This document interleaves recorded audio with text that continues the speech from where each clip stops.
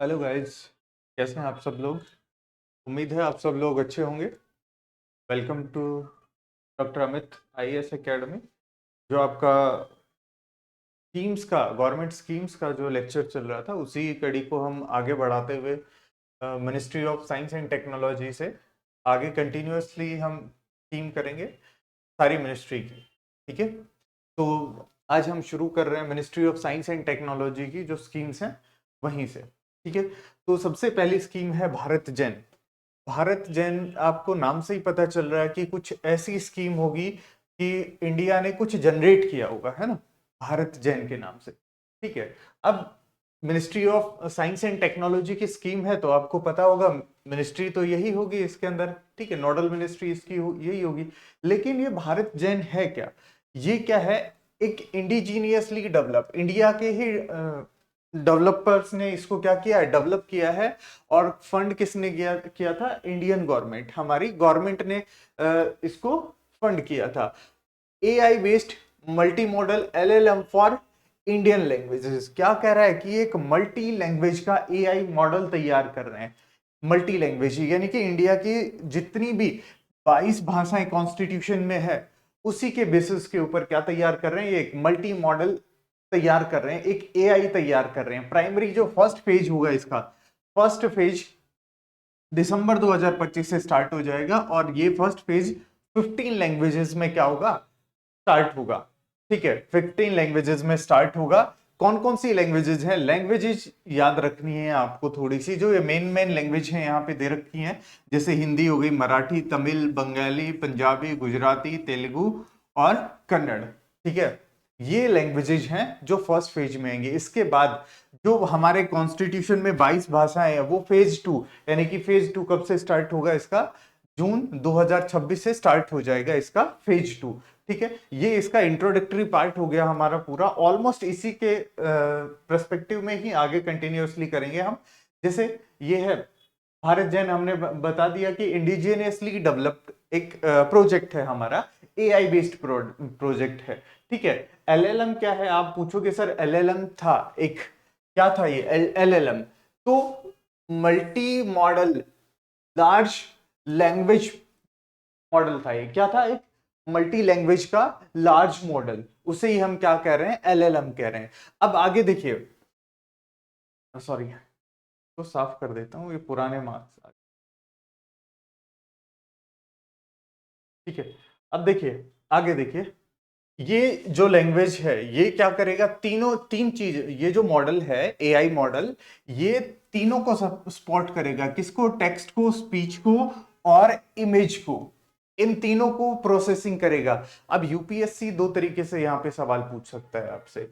या तो बोल देगा ओनली टेक्स्ट एंड स्पीच को प्रोसेस करता है, इमेज नहीं देगा, या इनमें से कोई एक दे देगा, दो नहीं देगा, या दो देके एक ओनली में कर देगा। ठीक है, इसके अलावा ये जो ऊपर हमने लैंग्वेज पढ़ी थी, इन लैंग्वेजेस में चेंज कर देगा, कोई और लैंग्वेज ऐड कर देगा as the one of language.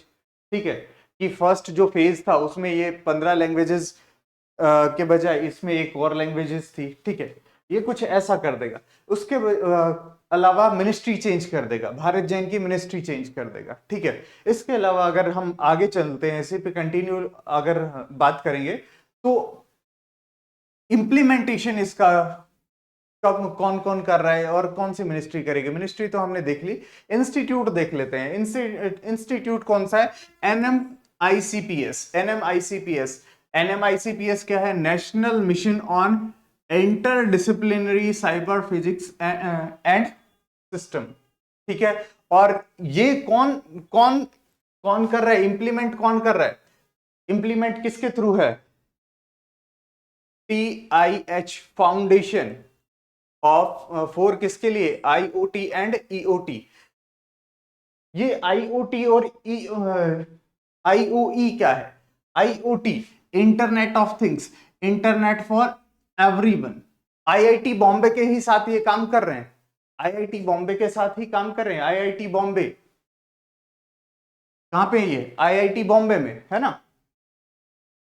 आगे देखिए, ये प्लेटफॉर्म हमने पहले ही देख लिया है, टेक्स्ट, स्पीच और इमेज तीनों को क्या करेगा? प्रोसेस करेगा, तीनों को प्रोसेस करेगा। ठीक है, अब टोटल हमारी 22 लैंग्वेजेस जो कॉन्स्टिट्यूशन में है उनको, उनके अंदर ये डेवलप किया जाएगा।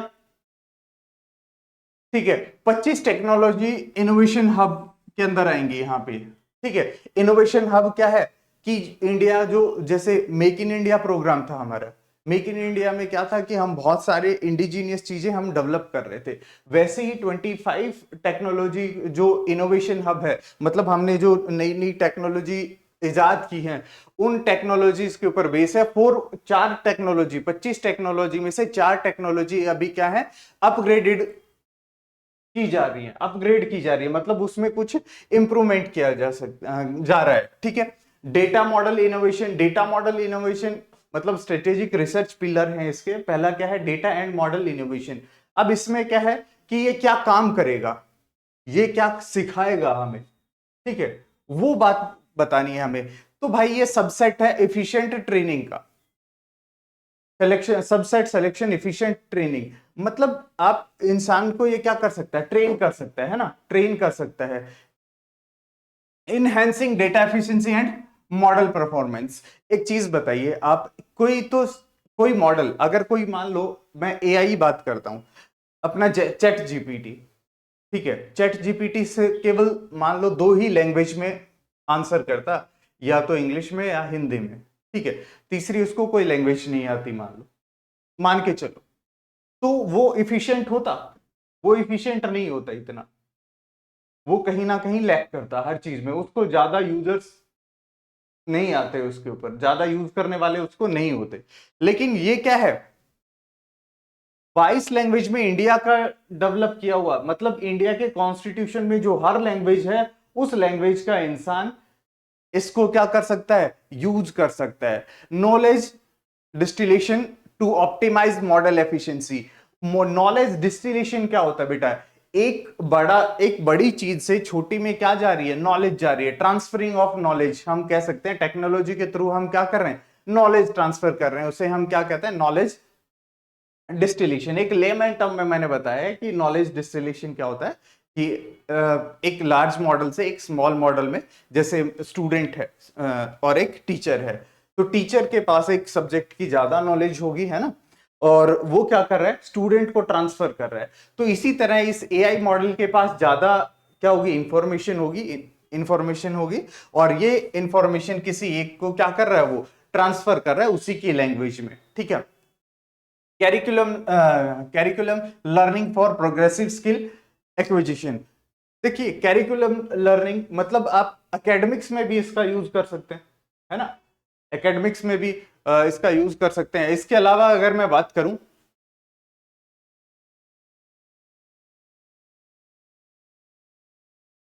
efficient model composition to enhance capabilities with the minimal resources। क्या कह रहा है, मिनिमल रिसोर्सेज के साथ कैपेबिलिटी क्या कर सकता है, इंक्रीज कर सकता है। सीधी सी बात है, इंटरनेट पे जो चीज पड़ी होगी, ठीक है, अभी वो 22 भाषाओं में ना होके, मान लो ना होके, आज ये लेक्चर ही आप देख रहे हो, ये लेक्चर अभी मैं आपको इंग्लिश में प्रोवाइड कर रहा हूं, मतलब आधी इंग्लिश बोल रहा हूं आधी हिंदी बोल रहा हूं, ठीक है, मिक्स बोल रहा हूं।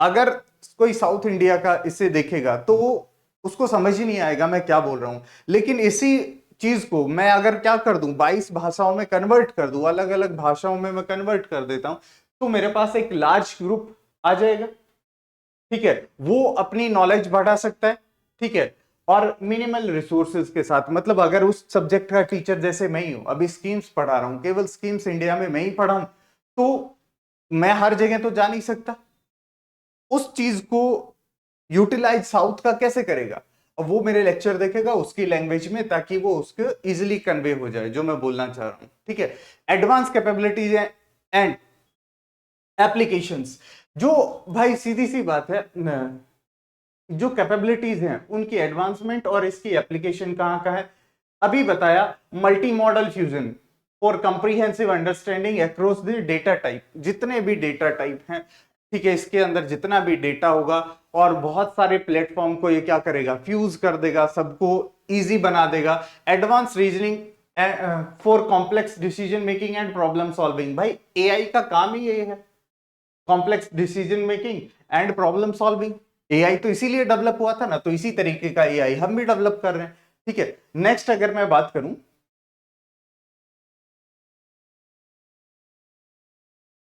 Interactive and user experience, interactivity and user experience. देखिए, personalised AI interaction for enhance user engagement. क्या है ये पर्सनलाइज्ड एआई? क्या होता है बेटा पर्सनलाइजिंग एआई? जो आपकी मान लो चैट जीपीटी है, या फिर मान लो आप यूज कर रहे हो गूगल या फिर यूट्यूब यूज कर रहे हो, जो आप यूट्यूब पे ज्यादातर सर्च करते हो वही दिखाएगा आपको, सजेस्टेड आपको वही दिखाएगा। ठीक है, आपकी सर्च में या शॉर्ट्स या फिर जो नीचे वीडियोस आते हैं स्क्रॉल करते जाओ, वो वही दिखाएगा। जो आप एक बार सर्च करोगे, दो बार सर्च करोगे, जनरली वही दिखाता है। ठीक है, तो पर्सनलाइज हो गया वो, कि आपको क्या देखना पसंद है, क्या चीजें मैं आपको रिकमेंड कर सकता हूँ। ठीक है, personalise techniques for dynamic context, context aware conversation. कि भाई वही चीज बोल रहा है, ये भी फर्स्ट पॉइंट में वही है कि पर्सनलाइज जो टेक्निक्स और डायनेमिक्स जो आप सीखेंगे वही चीजें आपको रिकमेंड करेगा। Explainability, transparency to foster trust and ease of use. क्या कह रहा है कि ये टेक्निक्स जो आपको, जो आप सीखेंगे, उस हर टेक्निक को क्या करेगा, इलेबोरेट करेगा, आपके सामने एक्सप्लेन करेगा आपकी लैंग्वेज में, ट्रांसपेरेंसी बनाएगा, और क्या करेगा, यूज इजी होगा, मतलब इजीली आप इस चीज को यूज करेंगे। इथिकल इश्यू क्या हो सकता है, federated learning for decentralise privacy preserving model training. क्या कह रहा है कि भाई एक मतलब अगर हम बात करें कि आपको डिसेंट्रलाइज, मतलब सारी इंफॉर्मेशन एक ही जगह गैदर ना हो के वो क्या होगी, डिसेंट्रलाइज। हम मान ले एक जैसे दिल्ली है, ठीक है, दिल्ली में आप सुने होगा आपने कि यूपीएससी हब है दिल्ली। ठीक है, अब दिल्ली की बजाय इंस्टीट्यूट किधर फोकस कर रहे हैं, उन एरियाज में जहां पे बच्चे ज्यादा आते हैं, ठीक है, या उन एरियाज में जहां पे क्या है, बच्चों के पास नॉलेज या रिसोर्स नहीं है। जैसे हर बच्चा दिल्ली जाके तो नहीं पढ़ सकता ना, ठीक है, तो उसको क्या कर रही है, नॉलेज को डिसेंट्रलाइज, जो नॉलेज पड़ी है इंटरनेट पे या हमारे पास है या रिसर्च पेपर्स में है या जहां पे भी है, उसको क्या कर रही है, डिसेंट्रलाइज कर रही है।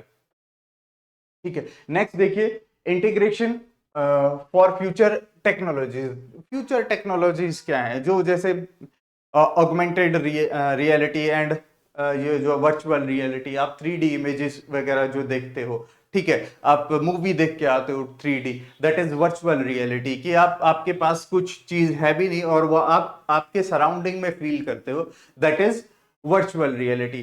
तो इसी चीज को ये क्या कर रही है, इनहांस कर रही है, ये इस चीज को इनहांस करेगी। ठीक है, आगे की जो टेक्नोलॉजीज हैं, neuro symbolic AI. Neuro symbolic AI जैसे फॉर एग्जांपल, जैसे स्टीफन हॉकिंस थे, ठीक है, बोला जाता है कि उनकी पूरी बॉडी पैरालाइज थी, वो काम नहीं कर सकते थे, लेकिन फिर भी वो साइंटिस्ट बहुत अच्छे थे। वो उन्होंने अपना क्या कर रखा था, बॉडी को कंप्यूटर के साथ अटैच कर रखा था। कैसे कि उनके यहाँ पे आपने देखा होगा, उनके गाल के पास यहाँ पे कुछ सेंसर लगे हुए थे, ठीक है, और वो सेंसर किससे जुड़े हुए थे, उनके कंप्यूटर से जुड़े हुए थे। वो अपने गाल की जो मसल्स थी उनको जैसे ही हिलाते, क्योंकि वही एक पूरी बॉडी का पार्ट था उनका जो मूव करता था, इसके अलावा पूरी पूरी बॉडी क्या थी, पैरालाइज थी। तो बेटा उसी से वो क्या देते थे, मैसेज कन्वे करते थे कंप्यूटर को, और उसी के अनुसार उनका कंप्यूटर क्या करता था, उनका पीसी रिस्पॉन्ड करता था। इसी तरह हमारा क्या है, न्यूरो सिंबॉलिक एआई, कि हमारे नर्व्स पे काम करने वाला, हम क्या सोचते हैं उस चीज पे काम करने वाला एआई मॉडल तैयार किया गया है। ठीक है, इवेल्युएशन एंड बेंचमार्किंग।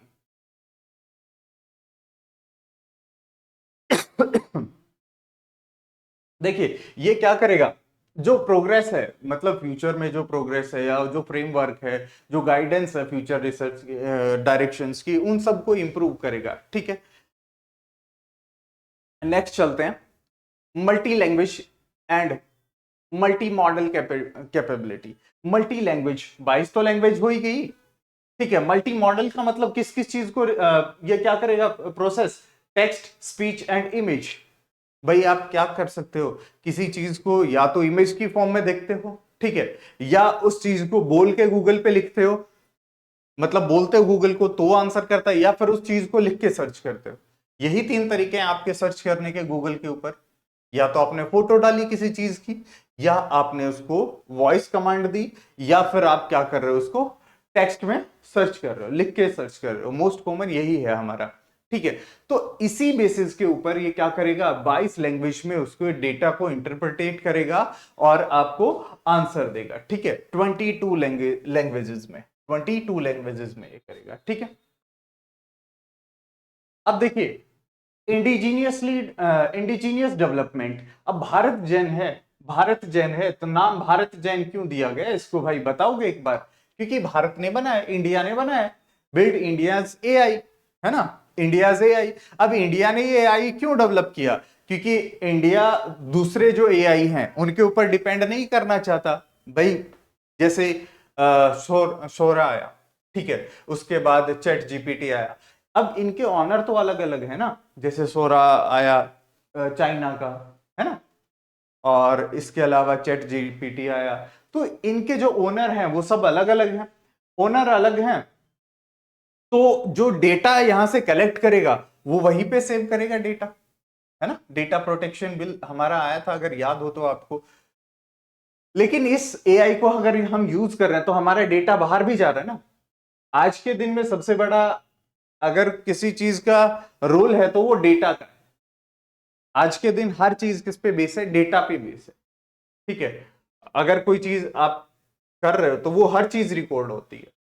गूगल हर चीज आपकी, इवन दो गूगल आपकी लोकेशन भी क्या करता है, ट्रैक करता है आपकी लोकेशन। कई बार आप देखते हो, आप गूगल अपने आप ऑटोमेटिक आपका माइक ऑन कर देता है, वो मतलब गूगल आपकी बातें सुन रहा है, ठीक है।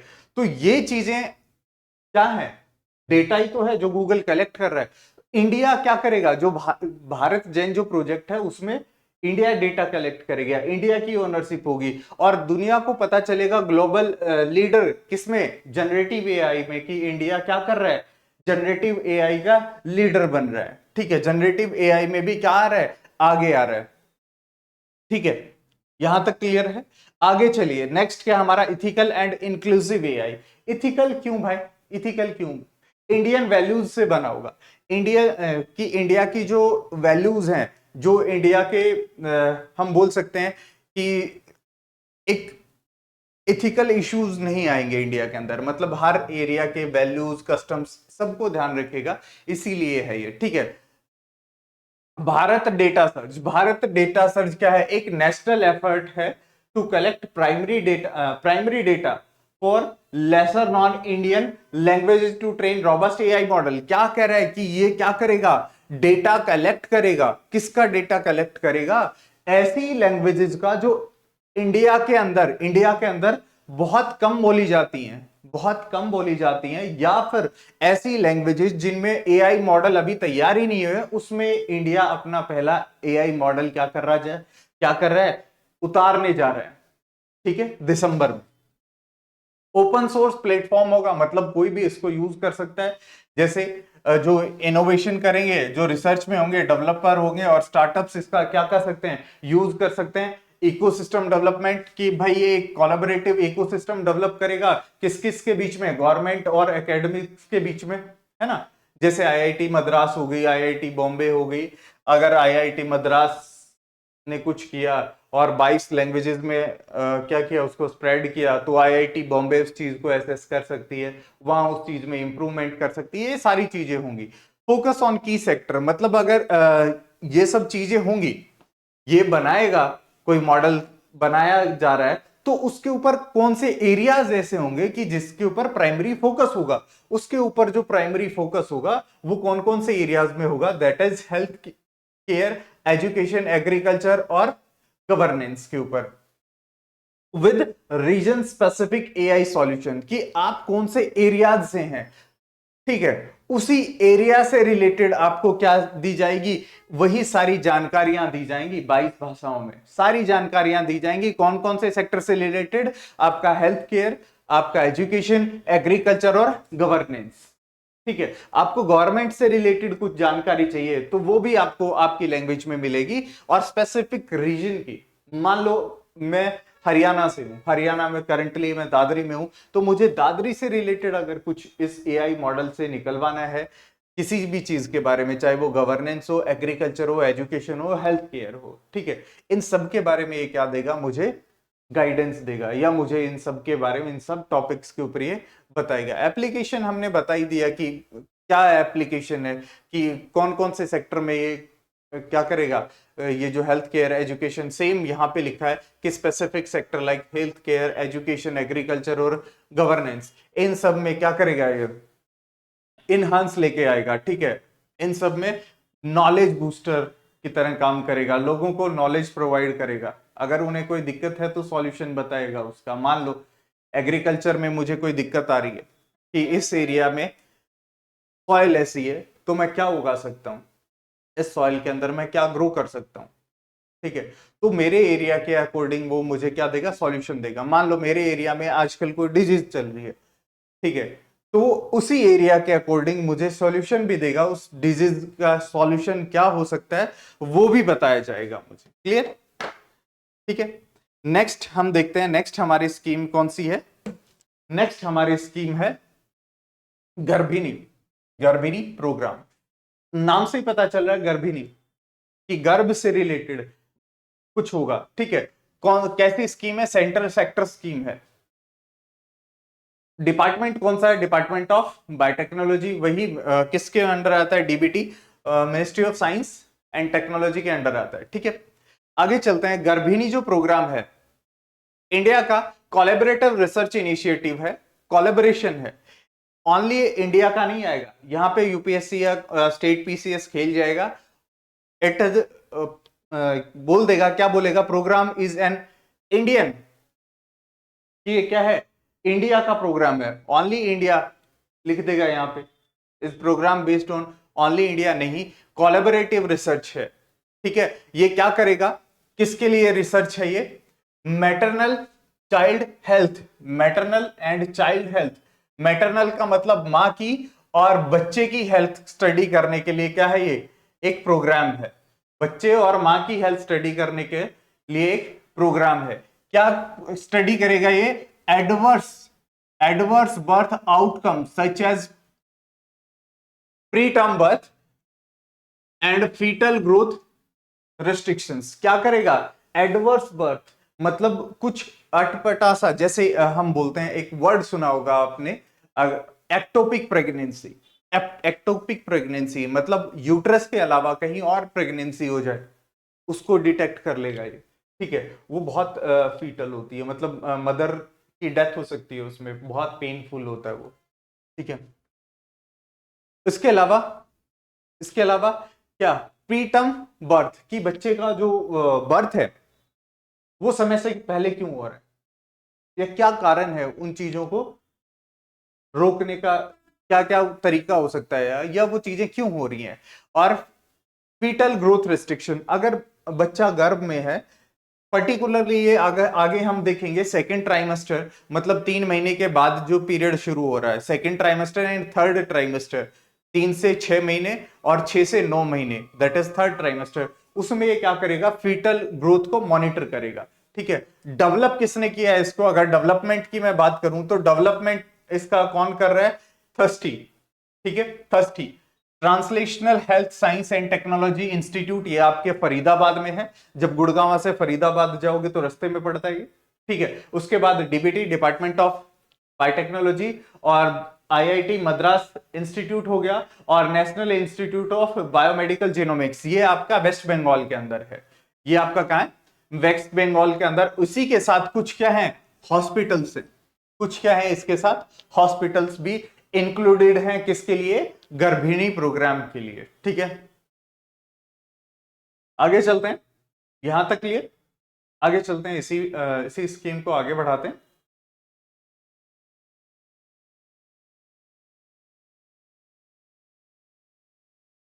अच्छा, ये मॉडल क्या काम कर रहा है, ये मॉडल काम ये कर रहा है कि सर पर्सनलाइज मॉडल है, ये पर्सनलाइज मतलब ह्यूमन टू ह्यूमन रिकॉग्नाइज करेगा कि इसमें क्या क्या, पहले वाले में क्या कमियां थी, इसमें क्या कमियां आ रही है, क्या प्रॉब्लम आ रही है, for predicting birth outcomes and reducing maternal and infant mortality rate in India. Maternal and infant mortality rate का मतलब क्या हुआ कि ये मॉनिटर करेगा, किसको मॉनिटर करेगा कि बच्चा कैसे डेवलप हो रहा है। मान लो अभी मैंने बताया एक्टोपिक प्रेगनेंसी हुई तो उसके दौरान मदर की डेथ हो गई, तो मैटरनल मोर्टिलिटी रेट को भी क्या करेगा, ये रिड्यूस करेगा कि मदर की जो डेथ हो सकती थी उस बच्चे को जन्म देने में, उसको भी ये क्या करेगा, रिड्यूस कराएगा, उस रेट को भी रिड्यूस करवाएगा। और इन्फेंट यानी कि जो बच्चा है उसकी भी डेथ उस बर्थ के दौरान हो सकती थी, उसको भी क्या करेगा, मॉनिटर करेगा। मान लो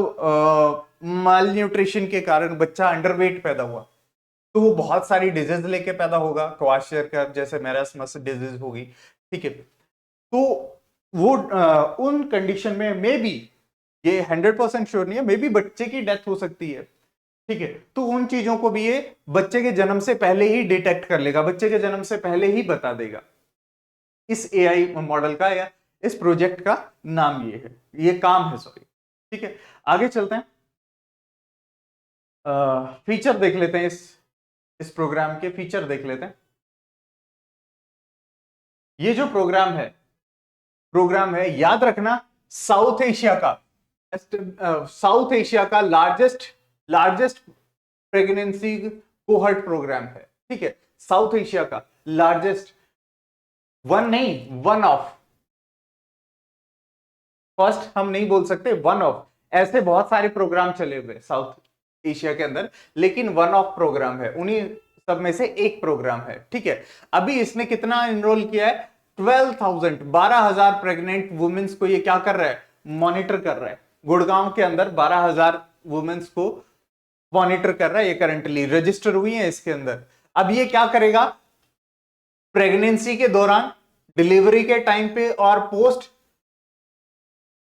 पार्टम, मतलब प्रेगनेंसी के बाद, प्रेगनेंसी के टाइम पे, सॉरी प्रेगनेंसी के दौरान, प्रेगनेंसी के टाइम पे और प्रेगनेंसी के बाद, तीनों टाइम पे ये क्या कर रहा है, मॉनिटर कर रहा है मदर को, बच्चे को भी, ठीक है।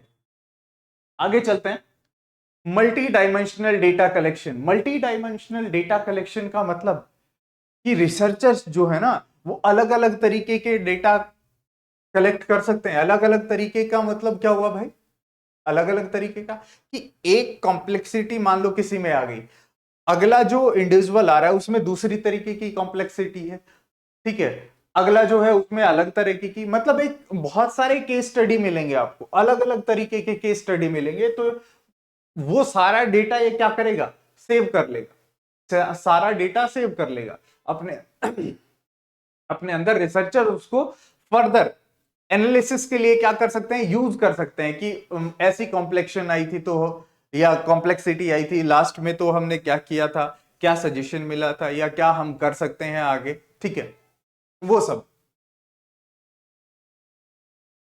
Predictive AI model. अब प्रिडिक्टिव एआई मॉडल क्या है, ये इंडिया स्पेसिफिक है, इंडिया स्पेसिफिक है। मोर एक्यूरेटली प्रिडिक्ट बर्थ आउटकम्स। ये क्या करेगा, प्रिडिक्टिव एआई मॉडल है, एआई मॉडल हम यूज कर रहे हैं, तो ये क्या करेगा, बर्थ जो आउटकम्स हैं, मतलब जो बर्थ के कारण जो आउटकम्स आ रहे हैं हमारे, जो बच्चा जब जन्म लेता है वो जिंदा है, मर गया, कॉम्प्लेक्सिटी आई नहीं आई, क्या कॉम्प्लेक्सिटी आई, क्यों आई, वो सारा डेटा क्या करेगा, ये रिकॉर्ड करेगा और रिसर्चर्स को प्रोवाइड करेगा। 2024 के अंदर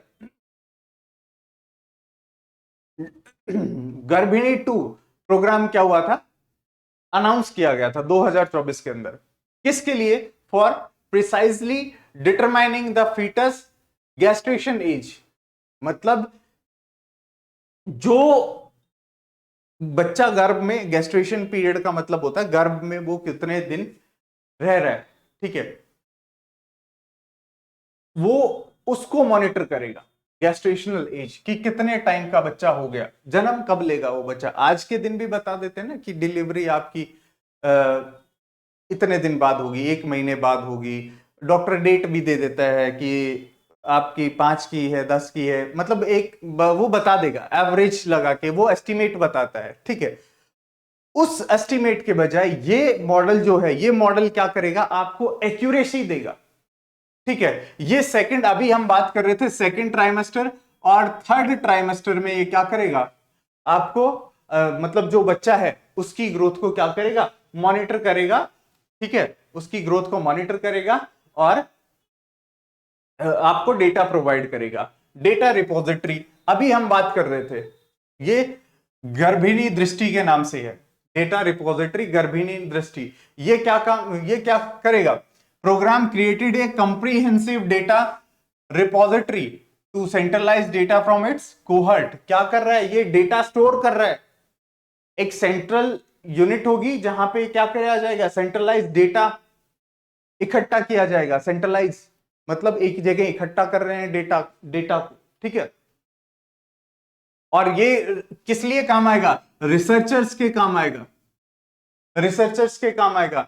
जैसे ये क्या क्या कलेक्ट करेगा, जो आपकी क्लिनिकल डेटा है, क्लिनिकल डेटा मतलब आपको क्या प्रिस्क्राइब किया गया उस चीज के दौरान, जब कोई कॉम्प्लेक्सिटी आई उसी के दौरान आपको क्या प्रिस्क्राइब किया गया, उस टाइम इमेज जो आपकी ली गई हैं, मतलब अल्ट्रासाउंड के जो इमेजेस हैं वो भी ये क्या करेगा, कलेक्ट करेगा। इसके अलावा biospecimens to facilitate the further study, मतलब आगे ऐसी स्टडी के लिए ये डेटा क्या करेगा, कलेक्ट कर लेगा एक जगह। Focus on preterm birth, preterm birth क्या होता है कि टाइम से पहले, जो जितना टर्म था उसका टाइम से पहले अगर कोई बच्चा पैदा हो रहा है, that is preterm birth.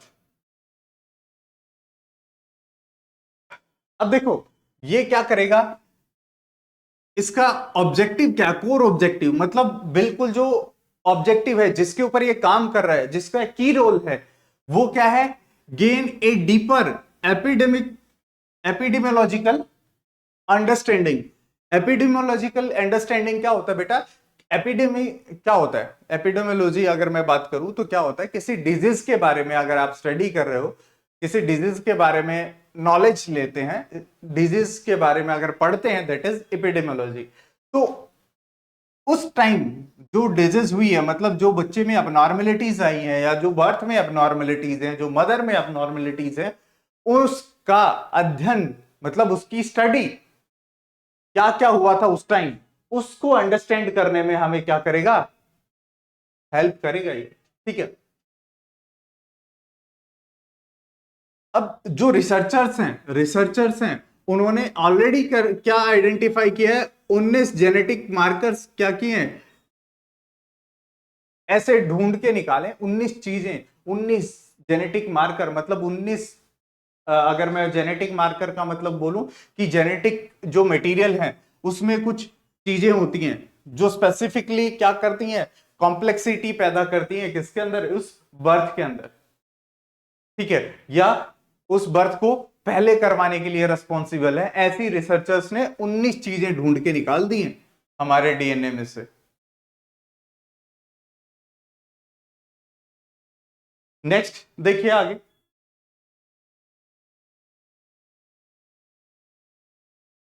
Developing better diagnostic and intervention. Better diagnosis development मतलब क्या हुआ यहाँ पे कि सारी रिसर्च को मैं स्टडी कर लूं, पीछे जितने भी केस आए हैं, मान लो मेरे पास, मैं एक डॉक्टर हूं, मेरे पास एक पेशेंट आता है, ठीक है, एक प्रेग्नेंट वुमेन है, मेरे पास आती है और कहती है कि ये दिक्कत है मुझे। अब मैं क्या करूंगा, मुझे उससे रिलेटेड कुछ ढूंढना है। मान लो जनरली मुझे पता होगा, बीइंग ए डॉक्टर मुझे पता होगा कि क्या सजेस्ट करना है, लेकिन फिर भी मैं क्या करूंगा, इस जो आपका ये प्लेटफॉर्म है, मैं इस पे जाऊंगा और पहले पुराने केस स्टडी करूंगा कि उस केस स्टडी में क्या क्या हुआ था, ठीक है, क्या प्रिस्क्राइब किया गया, कैसे कैसे कॉम्प्लेक्सिटी आई, कि इस केस में कॉम्प्लेक्सिटी कितनी है। मैं अपना भी डेटा वहां डालूंगा, मुझे हो सकता है वहां से फीडबैक मिले, लेकिन ये सारी चीजें मैं क्या करूंगा, वहां पे स्टडी करूंगा, उसी के बाद मैं उसको डायग्नोस करूंगा। तो बेटर डायग्नोसिस होगा, मतलब उस चीज को अंडरस्टैंडिंग मेरी अगर बहुत अच्छी होगी तो उसी चीज के लिए मैं क्या करूंगा, बहुत अच्छी दवाइयां दे पाऊंगा और बहुत अच्छा सजेशन मैं उस उस लेडी को दे पाऊंगा, उस बच्चे की भी जान बचा सकता हूं मैं उससे, और उस फीमेल की भी जान बचा सकता हूं। ठीक है, नेक्स्ट देखिए, गर्भिणी दृष्टि। गर्भिणी दृष्टि एक क्या है, कॉम्प्रिहेंसिव, अभी पढ़ा था, कॉम्प्रिहेंसिव डेटा रिपोजिटरी है। ठीक है, कॉम्प्रिहेंसिव डेटा रिपोजिटरी है गर्भिणी। यहां क्या क्या होता है, डेटा इकट्ठा किया जाता है, इंफॉर्मेशन शेयरिंग हब। किसके लिए है, maternal and child health research के लिए। किसका है, साउथ एशिया का। मतलब साउथ एशिया में जितने भी कंट्री हैं, साउथ एशिया के अंदर जितने भी कंट्री है, उन सब कंट्री का डेटा यहां पे आपको मिल जाएगा। ठीक है, अब ये प्रोग्राम, गर्भिणी जो प्रोग्राम है, ये डिपार्टमेंट डीबीटी ने लॉन्च किया। मिनिस्ट्री आपको बता ही दी थी स्टार्टिंग में, ministry of science and technology. ठीक है, ये भी पढ़ लिया था हमने कि 12,000 औरतों का जो डेटा है यहाँ पे क्या हो रहा है, मतलब डिपॉजिट किया गया है और उनको मॉनिटर किया जा रहा है कौन से एरिया में। अगर मान लो हरियाणा में किसी एग्जाम में पूछ लिया कि ये रिपोजिटरी कहाँ के डेटा, कौन से एरिया के डेटा को, हरियाणा में कौन से डिस्ट्रिक्ट के डेटा को यहाँ पे डाला गया है इस रिपोजिटरी में, तो आपको पता है कहाँ का डेटा है, गुरुग्राम का। ठीक है, गुड़गांव वो अकेला डिस्ट्रिक्ट है जहां पे ये डेटा डाला गया है, जहां से ये। ठीक है, नेक्स्ट देखिए आपका विज्ञान धारा। विज्ञान धारा क्या है, एक science and technology, department of science and technology, DST की एक स्कीम है, सेंटर सेक्टर स्कीम है। ठीक है, सेंटर स्पॉन्सर और सेंटर सेक्टर स्कीम में क्या अंतर होता है, बताओगे आप, बताओगे, एक कमेंट में आप डाल दीजिए अगर पता है तो। नहीं पता तो हम आगे डिस्कस कर लेंगे। हमें पता होना चाहिए, ये बहुत बेसिक है। अब बहुत सारे एग्जाम्स में पूछ लिया जाता है कि ये सेंटर सेक्टर स्कीम है या सेंट्रली स्पॉन्सर्ड स्कीम है। ठीक है, इसमें देखते हैं कि विज्ञान धारा क्या है। विज्ञान से तो आपको पता ही लग गया होगा कि साइंस की कुछ चीज होगी, है ना। ठीक है, तो डिपार्टमेंट विज्ञान से आप पता भी कर सकते हो मिनिस्ट्री कौन सी होगी, डीएसटी, है ना, 2025 में लॉन्च हुआ है। अम्ब्रेला स्कीम है। अम्ब्रेला का मतलब क्या होता है, अम्ब्रेला स्कीम का मतलब क्या होता है बेटा, कि ऐसी स्कीम जिसके अंदर बहुत सारी छोटी छोटी स्कीम कवर की जाए, उस स्कीम को हम क्या बोलते हैं, अम्ब्रेला स्कीम। जैसे मिशन इंद्रधनुष था, ये अम्ब्रेला स्कीम थी जिसके अंदर बहुत सारे डिजीज से रिलेटेड बच्चों को वैक्सीन लगाए जा रहे थे, है ना, अगर आपको याद हो तो। देखिए, umbrella scheme to improve efficiency and maximise impact, कि साइंस के अंदर हम क्या कर रहे हैं, एफिशिएंसी इंक्रीज करना, और एफिशिएंसी इंक्रीज करके उस एफिशिएंसी का इंपैक्ट को बढ़ाना, इसका काम क्या है, किसका काम है, ये विज्ञान धारा का काम है। ठीक है, aim to drive India scientific progress by fostering innovation, strengthening research capabilities, and promoting technologies advancement, all while ensuring the inclusive participation। क्या कह रहा है कि इंडिया के अंदर जो टेक्नोलॉजी है, जो रिसर्च कैपेबिलिटी है, और जितनी भी एडवांसमेंट मतलब जो भी एडवांसमेंट लेके आनी है, ठीक है, और सबका पार्टिसिपेशन हो इस चीज में, मतलब जो भी रिसर्च हो रही है इंडिया के अंदर उसको एडवांस करना है। ठीक है, इनोवेशन जो इंडिया के अंदर हो रहे हैं उनको एडवांस करना है। इसके अलावा जो आपका लोग हैं, नंबर ऑफ पीपल्स, उनका इंक्लूजन बढ़ाना है, रिसर्च में बढ़ाना है, कि जितने लोग इंक्लूड हैं, जैसे ब्रेन ड्रेन आपने पढ़ा होगा, इंडिया से बहुत ज्यादा होता है ब्रेन ड्रेन। ठीक है, कि लोग यहाँ पे पढ़ते हैं, अच्छा खासा जब करने लग जाते हैं तो आउट ऑफ इंडिया किसी कंट्री को जाके सर्व करते हैं। जैसे फॉर एग्जांपल कोई साइंटिस्ट बहुत अच्छा है, ठीक है, इसरो को छोड़ के नासा में चला गया, एपीजे अब्दुल कलाम साहब के पास भी ऑफर था नासा, नासा में जाने का, लेकिन उन्होंने क्या चुना, इसरो चुना, कि अपने देश को मैं क्या करूंगा और आगे लेके जाऊंगा, मेरी नॉलेज का मेरे देश को फायदा हो, यही चीजें। ठीक है, अब देखिए 15th फाइनेंस कमीशन ने 2021-22 टू 25-26 इसको क्या किया है, बोला है कि इतने अमाउंट भी दी है इसके लिए, बजट में अनाउंसमेंट भी किया है। अच्छा, अराउंड एक बजट अगर मैं बात करूं कि कितना budget DS department of science and technology या रिसर्च के लिए, R&D के लिए कितना बजट एलोकेट हुआ है, अराउंड अराउंड मैं बता रहा हूँ, एग्जैक्ट डेटा मुझे याद नहीं है। 20,000 करोड़ है सर, 20,000 करोड़ है, देख लेना। 20,836 है या कुछ ऐसा सा है, ठीक है, इतना अलॉट हुआ है। अब देखिए अम्ब्रेला स्कीम है, ये जो स्कीम है विज्ञान धारा अम्ब्रेला स्कीम है। तो इसी के नीचे इसके कंपोनेंट्स की हम बात कर लेते हैं। 3 कंपोनेंट है इसके, है ना, थ्री थ्री की कंपोनेंट्स हैं और इसके नीचे 3 स्कीम्स आती हैं। पहला क्या है, science and technology in institutional and human capacity building. इसके नाम से ही पता चल रहा है, institutional and human capacity building, कि क्या क्या करेगी ये, कैपेसिटी बिल्डिंग करेगी। मतलब रिसर्च के अंदर लैब्स जो होती हैं, जहां पे रिसर्च होती है, उनको तैयार करेगी ये institutional and human capacity building, कि इंसान और जो इंस्टीट्यूट्स हैं उनकी कैपेसिटी को ये क्या करेगी, बढ़ाएगी।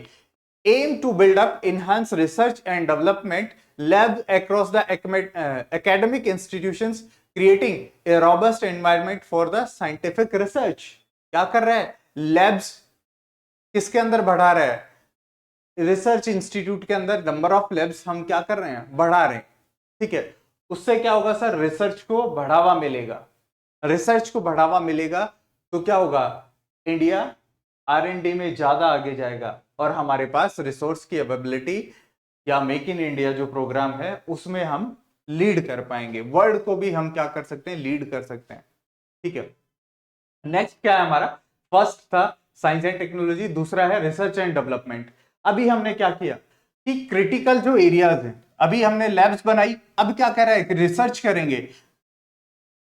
Various critical area including the basic research, translational research in sustainable energy and water, and assess the international mega facilities। क्या कह रहा है कि भाई किस किस में हम रिसर्च करेंगे भाई, क्रिटिकल एरियाज। इस क्रिटिकल एरियाज के साथ साथ इंक्लूड है बेसिक रिसर्च, ट्रांसलेशनल रिसर्च, इन किसमें, ट्रांसलेशनल रिसर्च किसमें, सस्टेनेबल एनर्जी। सस्टेनेबल एनर्जी का मतलब आज के दिन हम क्या कर रहे हैं, हाइड्रोजन पे फोकस कर रहे हैं। क्यों हाइड्रोजन फ्यूल के ऊपर क्यों फोकस कर रहे हैं, क्योंकि है एक वन ऑफ हमारा एसडीजी है, ये भी तो एक एसडीजी को कवर करेगी। सस्टेनेबल डेवलपमेंट गोल जो है 2030 तक हमारे खत्म हो जाएंगे, है ना। तो ये देखिए ट्रांसलेशनल रिसर्च, हम renewable sustainable energy and water, भाई आज के दिन सबसे ज्यादा पीने लायक जो पानी है उसकी कमी आ रही है, तो वाटर रिसोर्स को हम क्या करेंगे, सस्टेनेबली डेवलप करेंगे और उसी के साथ हमारी एनर्जी एफिशिएंसी को भी हम बढ़ाएंगे, ठीक है। एनर्जी एफिशिएंसी को, कौन सी एनर्जी, सस्टेनेबल एनर्जी को। नेक्स्ट अगर मैं बात करूं, इसी के अंदर इंटरनेशनल जो मेगा फैसिलिटीज है उनको भी एसेस कर सकते हैं। मतलब इंटरनेशनल फैसिलिटीज को भी इसी प्रोग्राम के अंदर हम क्या कर सकते हैं, एसेस कर सकते हैं। मतलब बाहर के साइंटिस्ट के साथ हम मिलके या बाहर के किसी इंस्टीट्यूट के साथ हम मिलके क्या कर सकते हैं, इंडिया के ये डेवलपमेंट गोल्स हम अचीव कर सकते हैं। Innovation technology development and deployment, यहीं से पता चल रहा है कि हम क्या करेंगे, इनोवेट करेंगे, टेक्नोलॉजी का डेवलपमेंट करेंगे और उस टेक्नोलॉजी को हम क्या करेंगे, वर्किंग में लेके आएंगे, डिप्लॉयमेंट करेंगे।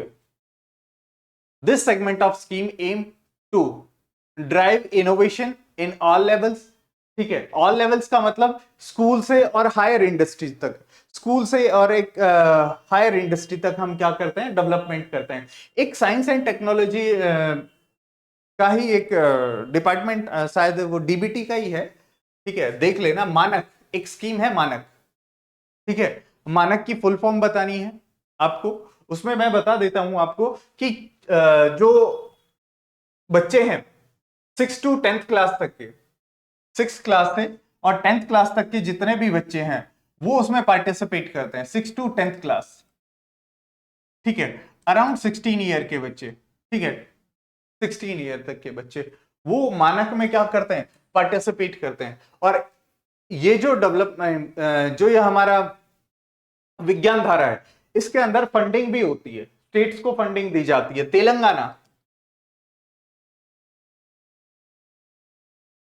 तेलंगाना एक ऐसा स्टेट है जो अभी तक का सबसे हाईएस्ट, सबसे ज्यादा फंडिंग जिसने ली है सेंट्रल गवर्नमेंट से, तेलंगाना वो स्टेट है जो इस स्कीम के अंडर क्या कर रहा है, सबसे ज्यादा फंडिंग उठा रहा है अभी तक का।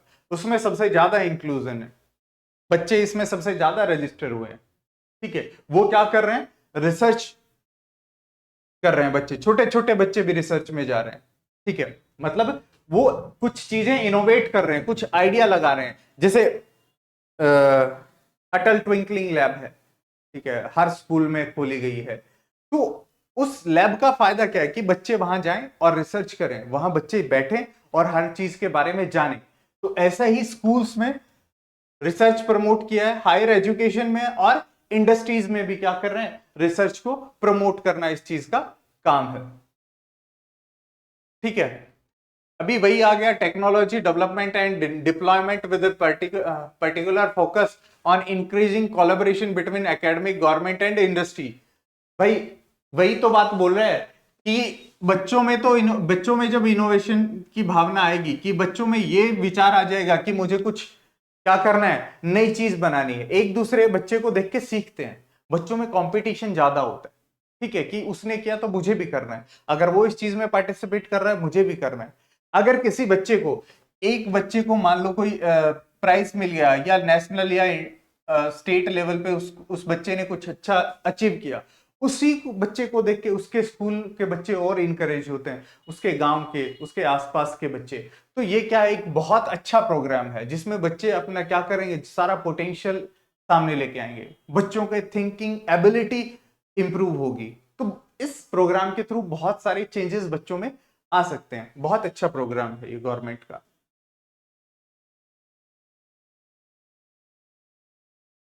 आगे चलते हैं, देखिए की एरिया, की फोकस एरिया विज्ञान धारा का कौन कौन से एरियाज पे फोकस कर रही है। ठीक है, कैपेसिटी बिल्डिंग अभी देखा हमने। ठीक है, इंडिया की कैपेसिटी को इंप्रूव करना है। इंप्रूव किसकी कैपेसिटी को करेंगे भाई, किस किस के थ्रू करेंगे, एक इंस्टीट्यूशन हो गया हमारा। ठीक है, establish advance research laboratories, academic institute, तो कैपेसिटी बिल्डिंग हो गया। Supporting faculty development and student research, कि फैकल्टी का डेवलपमेंट हो रहा है, स्टूडेंट रिसर्च में मतलब रिसर्च में आगे जा रहे हैं। इंटरनेशनल साइंटिफिक कोलैबोरेशन, कि जो मान लो किसी कोई रिन्यूएबल एनर्जी पे काम कर रहा है, रिन्यूएबल एनर्जी में भी बहुत सारे टॉपिक हो गए, जैसे कोई विंड एनर्जी पे काम कर रहा है कोई साइंटिस्ट, कुछ नया खोजने की कोशिश कर रहा है, या फिर कोई टाइडल एनर्जी पे काम कर रहा है। अभी बहुत सारे अदर कंट्रीज में टाइडल एनर्जी पे तो काम चलता ही रहता है। तो उन साइंटिस्ट के साथ मिलके इंडिया भी क्या करेगा, कुछ डेवलप करेगा, है ना। रिसर्च एंड डेवलपमेंट, अभी हम बात कर रहे थे रिसर्च की, encouraging basic research with access to international mega. वही है कि हम इंडिया में क्या करेंगे, कुछ बेसिक रिसर्च को हम डेवलप करेंगे। ठीक है, with the amenities of large scale, मतलब अगर जो वर्ल्ड में जो फैसिलिटी है वैसी ही फैसिलिटी हमें भी मिलेगी इंडिया के अंदर। और या फिर हम मान लो इंडिया में वो नहीं आ सकती, तो हम बाहर जाके भी क्या कर सकते हैं, वो रिसर्च हमारी पूरी कर सकते हैं। तो उसके लिए गवर्नमेंट हमें फंडिंग देगी। वही है ट्रांसलेशनल रिसर्च, जो हम ऊपर पढ़ चुके वही चीजें हैं यहाँ पे, वही चीजें हैं। ठीक है, ऑलमोस्ट सेम सेम चीजें हैं, कुछ नया नहीं है। Innovation and technology development, innovation अभी पढ़ा ऊपर, सेम चीजें मैं रिपीट नहीं करना चाह रहा। फिर भी अगर आपको किसी चीज में इनमें डाउट हो तो आप कमेंट में मुझे बता दीजिएगा। जैसे इनोवेशन एंड टेक्नोलॉजी डेवलपमेंट है, supporting startup and entrepreneur in the science and technology, कि जो स्टार्टअप्स हैं साइंस से रिलेटेड, मान लो साइंस से रिलेटेड क्या, कि अभी पीछे एक बच्चे ने क्या किया था, ब्रिक बनाई थी, ईंट बनाई थी, किससे, जो आपकी वेस्ट है, प्लास्टिक वेस्ट, उससे ब्रिक बनाई थी, लाइट ब्रिक है ना, बहुत ही लाइट थी। तो उसने अपना खुद का स्टार्टअप शुरू किया। ठीक है, एंटरप्रेन्योर होगा कोई, ठीक है, खुद का स्टार्टअप करना चाह रहा होगा, जिसके पास आइडिया होगा, उन सबको साइंस टेक्नोलॉजी से रिलेटेड जो भी एंटरप्रेन्योर या जो जिसके पास आइडिया होगा या स्टार्टअप होगा जिसको, उसको सबको क्या करेगी, प्रमोट करेगी गवर्नमेंट इसी प्रोग्राम के अंदर। Facilitating technology transfer and commercialisation. Technology transfer क्या होता है कि एक देश की टेक्निक दूसरे देश में जाएगी और दूसरे देश में वहां से क्या होगी, उसकी अर्निंग होगी। ठीक है, तो ऐसे ही इंडिया क्या करता है, जो मान लो किसी अदर कंट्री ने कुछ डेवलप किया, उस चीज को इंडिया भी क्या करेगा, वो टेक्नोलॉजी लेके आएगा अगर वो बहुत अच्छी है तो। ठीक है, ऐसे ही मान लो किसी बच्चे ने बहुत अच्छा कोई टेक्नोलॉजिकल डेवलपमेंट किया है, तो उसी को ये क्या करेंगे, कॉमर्शियलाइज कर देंगे। मतलब उस टेक्नोलॉजी को अगर आउट ऑफ इंडिया वाले कोई ले जाना चाहता है, कोई यूज करना चाहता है, तो ये कॉमर्शियलाइज कर देंगे। इवन दो इंडिया में अगर कोई अदर इंडस्ट्रीज बनाना चाहता है उसी से रिलेटेड, तो वो भी क्या करेंगे, कॉमर्शियलाइजेशन हो गया। इंडिजीनियस टेक्नोलॉजी का डेवलपमेंट हो गया कि इंडिया की टेक्नोलॉजी है, इंडिया में डेवलप हुई है। स्कूल लेवल एजुकेशन में एफर्ट डालने हो गए, मतलब इनोवेशन वहाँ स्कूल लेवल के ऊपर बहुत सारे प्रोग्राम भी चलाती है स्कूल के ऊपर गवर्नमेंट। ठीक है, आगे देखते हैं, promoting gender parity in the science and technology.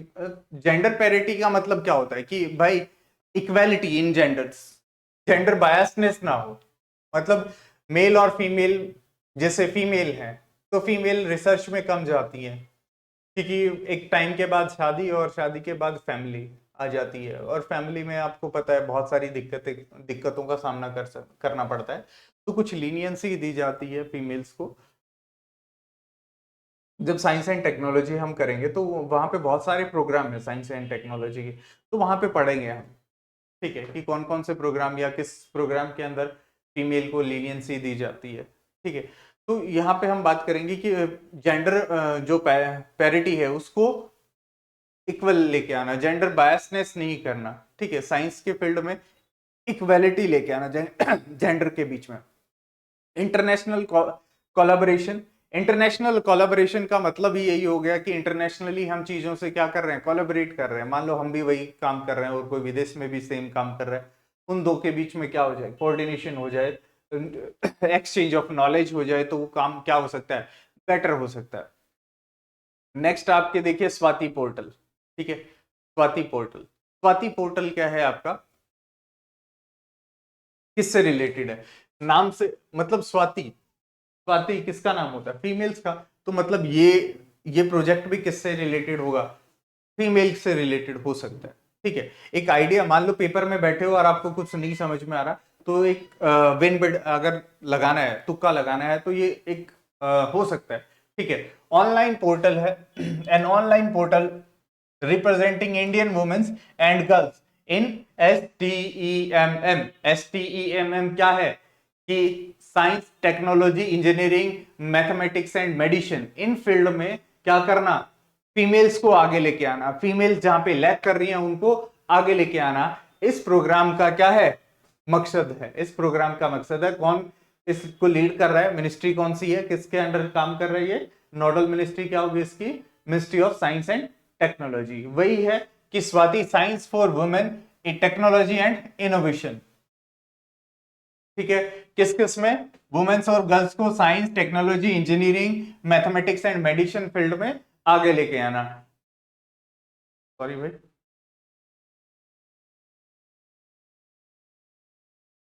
चलो यहां देखो, developed by national institute of plants and national institute of plant genomics research. किसने ये पोर्टल बनाया है, स्वाति पोर्टल किसने बनाया, national institute of plant genomic research. ये आपको याद रखना पड़ेगा, ये आपको याद रखना पड़ेगा, क्योंकि ये अगर हम कहीं तुक्का मारने भी जाएंगे ना, तो भी ये तुक्के में नहीं आएगा, स्वाति पोर्टल तो भी ये तुक्के में नहीं आएगा, क्योंकि ये बिल्कुल वेग आंसर होगा, बिल्कुल अलग ही आंसर होगा। ठीक है, तो ये आपको याद रखना पड़ेगा, institute of plant genomic research. इसका कहां पे ये प्रेजेंट है, institute of plant and genomic research, Delhi के अंदर। ठीक है, इसने इस पोर्टल को डेवलप किया है। ये पोर्टल क्या है, फ्री है, वुमेन्स के लिए फ्री है। ठीक है, open to all Indian womens in STEM।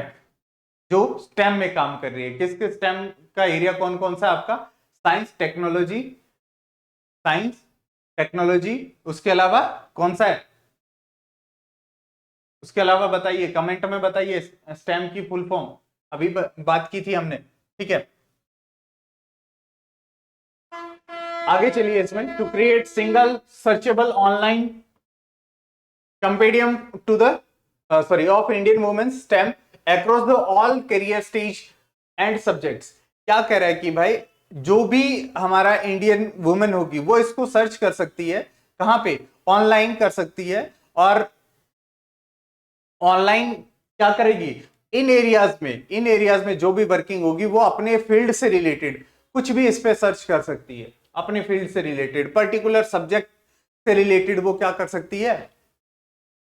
Assess कर सकती है उस नॉलेज को, ठीक है। नेक्स्ट देखिए ऑब्जेक्टिव क्या है। ऑब्जेक्टिव इसका क्या होगा भाई? एक सिंगल सर्चेबल ऑनलाइन कंपोडियम तैयार करना होगा, ठीक है। Robust long term research on gender diversity and inclusivity by the providing reliable क्या होता है रिलायबल? कि ये हमें एक बहुत ऑथेंटिकेटेड सोर्स जिसपे हम क्या कर सकते हैं? बिलीव कर सकते हैं, रिलायबल, जो इजीली मिल जाए हमें, ठीक है। और एक स्टैटिकली सिग्निफिकेंट डेटा देता है, स्टैटिकली सिग्निफिकेंट डेटा देता है, ठीक है। To encourage and inspire more young girls and women to pursue career in the science. मतलब क्या करेगा? ज्यादा लड़कियों को और औरतों को इंस्पायर करेगा कि वो अपना करियर कहां परस्यू करें, कहां परस्यू करें? साइंस के अंदर। क्यों? क्योंकि साइंस के अंदर बहुत डेटा जो है बहुत स्कैटर्ड फॉर्म में है, ये पढ़ो वो पढ़ो, यहां से पढ़ो, उस साइट पे जाओ, ये साइट से पढ़ो। उसकी बजाय उन सबको एक ही जगह पे डाल दिया जाए ताकि उनको ज्यादा मेहनत ना करनी पड़े। क्यों भाई ऐसा क्यों किया? मेल्स के लिए क्यों नहीं किया ऐसा? फीमेल्स के लिए क्यों किया? अभी हम थोड़ी देर पहले बात कर रहे थे, क्योंकि एक टाइम के बाद फीमेल्स को क्या करना होता है? अपने करियर को छोड़ के अपनी फैमिली को चुनना पड़ता है। अब ऐसा ना हो उसके लिए क्या किया गवर्नमेंट ने? एक ही जगह उनका टाइम कंज्यूम कम हो, वो चीजों को कम समय में क्या कर पाए? एसेस कर पाए, उन चीजों से रिलेट कर पाए, उनके बारे में नॉलेज ले पाए। इसीलिए गवर्नमेंट ने उनको एक ही जगह सारा डेटा दे दिया कि आपके लिए भाई ऐसा एक पोर्टल हम बना रहे हैं जहां पे आप जाओ और आपको जो डेटा चाहिए वो मिल जाएगा। की फीचर क्या है? डेटाबेस। हाँ भाई सारा डेटाबेस तो यहाँ पे मिलेगा, ठीक है। यहाँ पे कौन कौन होंगे? आपकी फैकल्टी भी होगी, रिसर्च फैकल्टी होगी, ठीक है, जिस जो रिसर्च कर रही है, ठीक है। उसके बाद एंटरप्रेन्योर भी होंगे, टेक्निकल स्टाफ भी होगा यहाँ पे। कैटेगरी कौन कौन सी है भाई? वो जो भी वुमेन है किसी भी स्टेज पे हो, ठीक है, वेरी अलग अलग section including the pioneers, faculty, post doc, student, communicator and industry. इन सब फील्ड में जो भी होगा, जो भी औरत होगी वो यहाँ पे आपका क्या कर सकती है? रजिस्टर कर सकती है। विजिबिलिटी एंड नेटवर्किंग, भाई सीधी सी बात है, जब यहाँ पे सब कुछ आएगा तो क्या होगा? यहाँ पे सब कुछ आएगा तो विजिबिलिटी भी आसान होगी और हर जगह ये अवेलेबल भी रहेगा। इसके अलावा जो वुमेन्स ने कुछ अचीव किया है वो भी यहाँ पे पब्लिश किया जाएगा। Swati sisterhood, helping to build a Swati sisterhood. ये क्या करेगा? स्वाति सिस्टरहुड बनाने में हेल्प करेगा। पॉलिसी मेकिंग एंड एड, कि हम भाई साइंस से रिलेटेड, साइंस में फीमेल से रिलेटेड अगर कोई स्कीम बननी है तो हम ये देख सकते हैं कि यहाँ पे क्या क्या किस फील्ड में कितनी फीमेल्स हैं और कौन से डेटा को वो सर्च करते हैं, किस तरीका का डेटा चाहिए। मतलब उससे रिलेटेड अगर पॉलिसी लेके आनी है तो भी एक हमें वैल्यूएबल इंसाइट प्रोवाइड कर पाएगा, ठीक है। नेक्स्ट क्या है? इंस्पिरेशन। इंस्पिरेशन अभी बताया, अगर कोई फीमेल यहाँ पे क्या करती है, कुछ अचीव करती है, उसके बारे में भी यहाँ पे लिखा जाएगा, वो भी यहाँ पे शो करेगा। It serves as the source of inspiration by the highlighting the successful female role in the model in the STEM. Clear? कि ये उस फीमेल को क्या करेगा? हाईलाइट करेगा जिस फीमेल ने यहाँ पे क्या किया, बहुत अच्छा अचीव किया है, बहुत अच्छा। अभी अभी थोड़े टाइम पहले आपने देखा होगा कि एक फीमेल डॉक्टर थी जिसका बच्चा एक्सीडेंट में, जिसके बच्चे की डेथ हो गई थी। उसने क्या किया था, बहुत सारे बच्चों को अडॉप्ट कर लिया। अडॉप्ट इन द सेंस कि वो कम्युनिटी में जाती है और बच्चों का फ्री इलाज करती है। लास्ट अराउंड 20 और 30 ईयर्स से वो ऐसा कर रही है। तो एक मतलब विदाउट एनी रीजन, उसका कोई लालच नहीं है उसके पीछे, तो ऐसी लेडी बहुत कम मिलती हैं। अब उसका इस पोर्टल पे नाम नहीं है, लेकिन मैं एक एग्जांपल बता रहा हूँ। नेक्स्ट देखिए, भारत पोल। नाम से पता चल रहा है भारत पोल कि भारत का कुछ होगा, भारत से रिलेटेड। इंटरपोल आपको कहीं ध्यान में आ रहा है? इंटरपोल आपने अगर पढ़ा होगा, इंटरपोल इंटरनेशनल रिलेशन में भी हम पढ़ते हैं, गवर्नेंस में भी पढ़ते हैं, ठीक है, सिक्योरिटी में भी पढ़ते हैं। तो जो इंटरपोल है वैसा ही इंडिया ने बनाया भारत पोल। इंटरपोल क्या है? एक बड़ी एजेंसी है, इंटरनेशनल ऑर्गेनाइजेशन है, जिसका हेडक्वार्टर कहां बेटा? फ्रांस के अंदर है। जिसका हेडक्वार्टर कहां है? फ्रांस के अंदर। और फ्रांस के अंदर ये हेडक्वार्टर क्या करता है, जितने भी क्राइम होते हैं इंटरनेशनली, जो क्राइम होते हैं, ठीक है, कोई मान लो मर्डर हो गया, ह्यूमन ट्रैफिकिंग हो गई, ड्रग डीलिंग हो गई, इन सब के डेटा या इन सब से जो रिलेटेड जो पर्सन होते हैं उनका डेटा ये क्या करता है, इंटरनेशनली शेयर करता है, सभी कंट्रीज के साथ शेयर करता है, ठीक है। हमारा भारत पूल जो है वो डेवलप्ड बाय सीबीआई। सीबीआई खुद एक ऐसी बॉडी है जो किसी एक्ट से बनी है, किसी एक्ट से बनी है। कौन से एक्ट से बनी है आप बताओगे मुझे? सीबीआई, सीबीआई कौन से एक्ट से बनी है? दिल्ली पुलिस डेवलपमेंट एक्ट से बनी है। और ये कब का है? दिल्ली पुलिस डेवलपमेंट एक्ट 1946 का। उससे क्या हुई है? सीबीआई डेवलप हुई है, ठीक है। सीबीआई का काम क्या है? क्राइम जो आपका सीआईडी बोल रहा था मैं पहले, तो सीबीआई है, उसका काम क्या है? इन्वेस्टिगेशन करना। सेंट्रल ब्यूरो ऑफ इन्वेस्टिगेशन इसका पूरा नाम है, सेंट्रल ब्यूरो ऑफ इन्वेस्टिगेशन, ठीक है। ये सारी चीजों में डील करती है। किन किन में डील करती है? आपका जो भी आपका जो ये हो गया, मतलब नेशनली जो चीजें होती हैं, या कोई क्राइम हो गया, कोई भी किसी भी तरह का क्राइम, वहां पे सीबीआई, अगर पुलिस से काम नहीं चल रहा और हाई प्रोफाइल केस है तो उसको सीबीआई डील करती है, ठीक है। अब भारत जो पोल है, वो portal is a platform developed by the central bureau of investigation CBI for enhance the international police corporation. क्या कर रहा है? Enhance the international police corporation and to combat translational crime. ये समझ आया क्या बोला मैंने? कि इसको किसने डेवलप किया? सीबीआई ने डेवलप किया। किस लिए डेवलप किया? कि जो इंटरनेशनल पुलिस है, इंटरपोल जो है, ठीक है, उससे उससे रिलेटेड जो भी क्राइम है, उससे रिलेटेड जो भी क्राइम है, उसको क्या किया जाए? इंडिया में बताया जाए, ठीक है। मान लो इसका इसका मेन फंक्शन मैं आपको बता देता हूं क्या है, इसमें क्या किया गया है, ठीक है। कि मान लो कोई कोई एक इंडिविजुअल है, ठीक है, कोई एक इंडिविजुअल है, वो क्राइम कर चुका किसी कंट्री में, एक्स कंट्री में। अब वो इंडिविजुअल इंडिया में आता है और इंडिया में वो रहने लगता है, रेजिडेंट हो जाता है इंडिया का, ठीक है। यहां पे इसका क्रिमिनल रिकॉर्ड नहीं है, लेकिन वो आंखों में धूल झोंक के वही ड्रग स्मगलिंग इंडिया में शुरू कर देता है, ट्रैफिकिंग शुरू कर देता है, वो सारी चीजें शुरू कर देता है इंडिया के किसी स्टेट में। एक दिन क्या होता है, पुलिस को पता चल जाता है, सस्पिशियस एक्टिविटी के अंदर इसको डाल दिया जाता है अंदर, लेकिन इसका कोई इंडिया के अंदर कोई रिकॉर्ड नहीं मिलता। क्यों? इसने क्राइम किया ही नहीं है। लेकिन यहां पे इंटरपोल का देखा जाएगा कि इंटरपोल मतलब इंडिया का सिटीजन है नहीं, तो बाहर का, बाहर से इसका डेटा मंगवाने में बहुत टाइम लग जाता था। पहले इंटरपोल को बोला जाता, इंटरपोल फिर वहां से हेड ऑफिस जाती है, हेड ऑफिस से फिर दूसरी कंट्री जाता जहां का ये रेजिडेंट है, वहां से फिर जो डेटा है वो फ्रांस आता, फ्रांस से फिर इंडिया आता, इंडिया से ये स्टेट, मतलब एक लॉन्ग टाइम कंज्यूमिंग प्रोसेस था।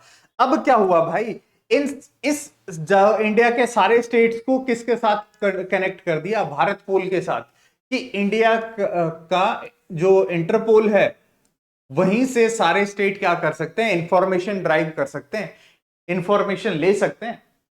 ठीक है, connect Indian law enforcement agency, Indian law enforcement जो सॉरी इन्फोर्समेंट एजेंसीज हैं, ठीक है, और जो इंटरपोल है वो शेयर करेगा इंफॉर्मेशन।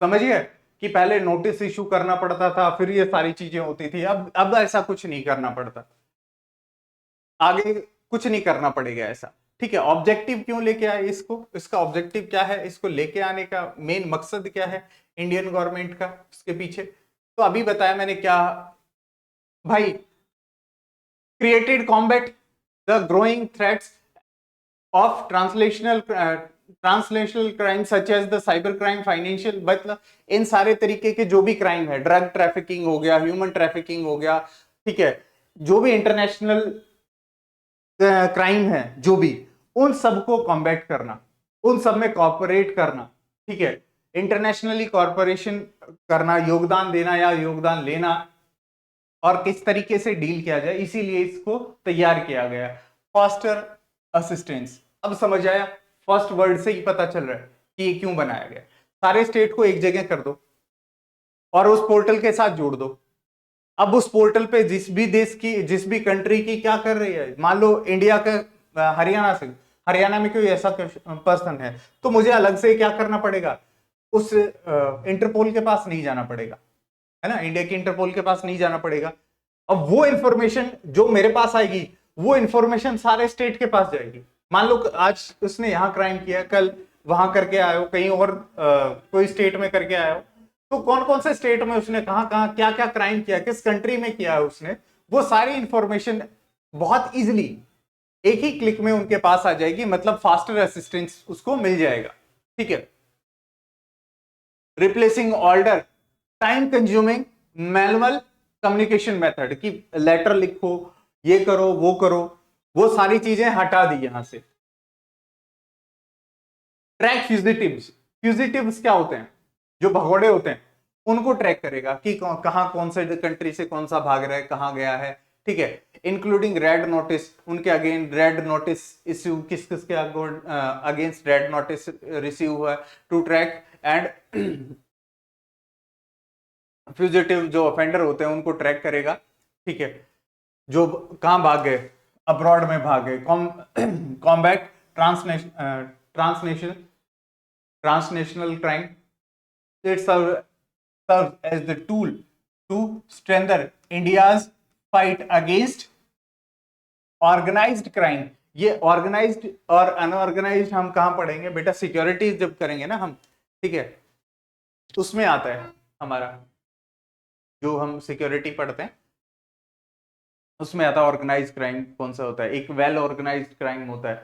ठीक है, उसको हम ऑर्गेनाइज्ड क्राइम बोलते हैं, मतलब एक एक के बाद दूसरा, दूसरे के बाद तीसरा, ऐसे जो एक मैनर में चलते हैं, जैसे टेररिज्म एक ऑर्गेनाइज्ड क्राइम है, इसको फंडिंग मिलेगी वहां से, वहां जाके अटैक करना है, ये वाली चीजें। ठीक है, including human trafficking, drug trafficking, arms smuggling and terrorism, इन सब में ये क्या करता है, डील करता है। रियल टाइम इंफॉर्मेशन, जो जहां जिस टाइम हुआ उसी को क्या कर दिया, ट्रांसफर कर दिया।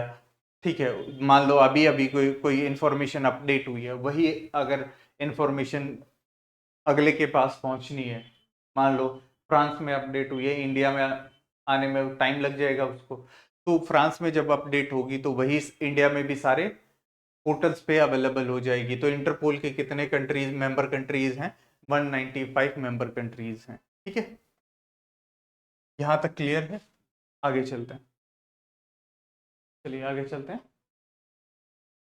ये new platform for police assistance की 5 मॉड्यूल हैं इसके, कौन कौन से, ये 5 पेपर में पूछा जा सकता है, मेंस के पर्सपेक्टिव से इंपॉर्टेंट है।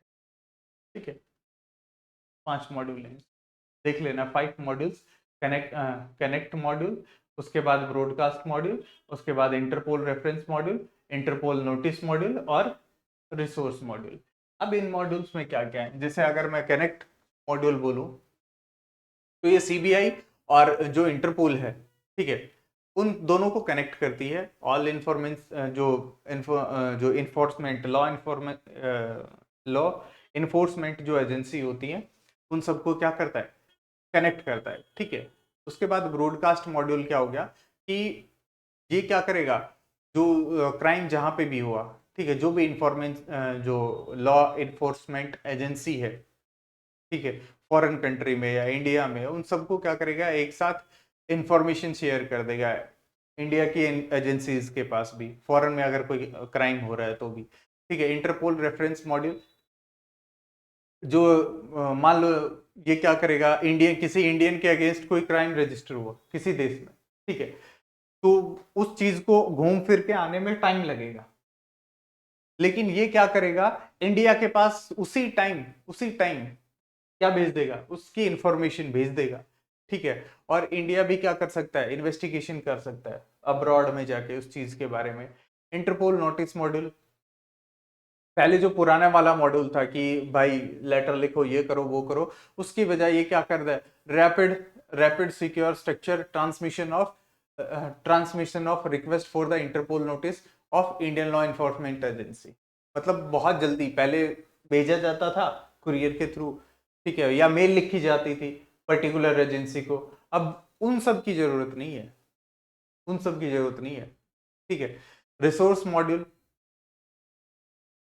ये जो रिलेवेंट डॉक्यूमेंट्स होते हैं एंड कैपेसिटी बिल्डिंग जो रिसोर्स होते हैं, उनका डायरेक्ट एक्सेस दे देगी। फीचर क्या है, यूनिफाइड पोर्टल, एक ही जगह सारी चीजें मिल जाएंगे। सिंप्लीफाइड रिक्वेस्ट मैकेनिज्म, कि अगर किसी चीज से, किसी देश से, किसी कंट्री से कोई डेटा मंगवाना है तो उसके लिए रिक्वेस्ट रेज कर दो, वो उस टाइम भेज देंगे, ठीक है, उसी टाइम आपको मिल जाएगा। Rapid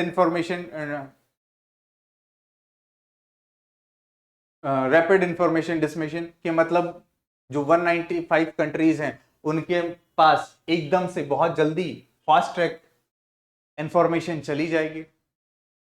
increase utilisation of Interpol notice, मतलब जो नोटिस रिक्वेस्ट होती है उसको फास्ट ट्रैक किया गया। कलर कोडेड जो नोटिस होते थे, जैसे रेड नोटिस मैंने अभी बोला, ठीक है, वो सब ये रहा ना, रेड कॉर्नर नोटिस, ठीक है, drafting of red corner notice, कि जो क्राइम करते हैं उनके अगेंस्ट जो नोटिस इश्यू होते हैं रेड कॉर्नर नोटिस होते हैं, ठीक है। तो उन सब का क्या हो गया, रैपिड डिस्पोजल हो गया, मतलब वो चीजें जल्दी से क्या हो जाएगी, संज्ञान में ली जाएगी, जल्दी से वो लोगों के सामने आ जाएगी, जल्दी से वो इंफॉर्मेशन दूसरों के सामने पहुंचेगी। नीति नीति आयोग की हम क्या करेंगे, चेंज करेंगे। साइंस एंड टेक डिपार्टमेंट कितनी थी, नेक्स्ट हमारा जो मिनिस्ट्री शुरू हो रही है दैट इज नीति आयोग, ठीक है। नीति आयोग की नीति केयर एक स्टेट इकोनॉमिक्स फॉर्म पोर्टल है, यहां से पता चल रहा है इकोनॉमिक्स पोर्टल, ठीक है। 2025 में ये लॉन्च हुई है स्कीम, मिनिस्ट्री वही नीति आयोग की कर रहे हैं तो नीति आयोग होगा, और किसके साथ, NCAER,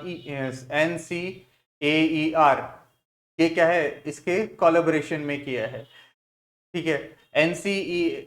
NCAER क्या है, national council of applied economics research, national council of applied economics research, ठीक है। ये और नीति आयोग ने मिलकर ये शुरू किया है। ये क्या करेगा भाई, इसका काम क्या है कि सर इसका काम कुछ नहीं है, पिछले 30 साल का जो डेटा है, 30 इयर्स का डेटा जो है, किससे रिलेटेड, स्टेट की इकोनॉमी से रिलेटेड, जो 28 स्टेट हैं हमारे और जो हमारा यूटीज है उनसे रिलेटेड 30 इयर्स का जो डेटा है, कलेक्शन ऑफ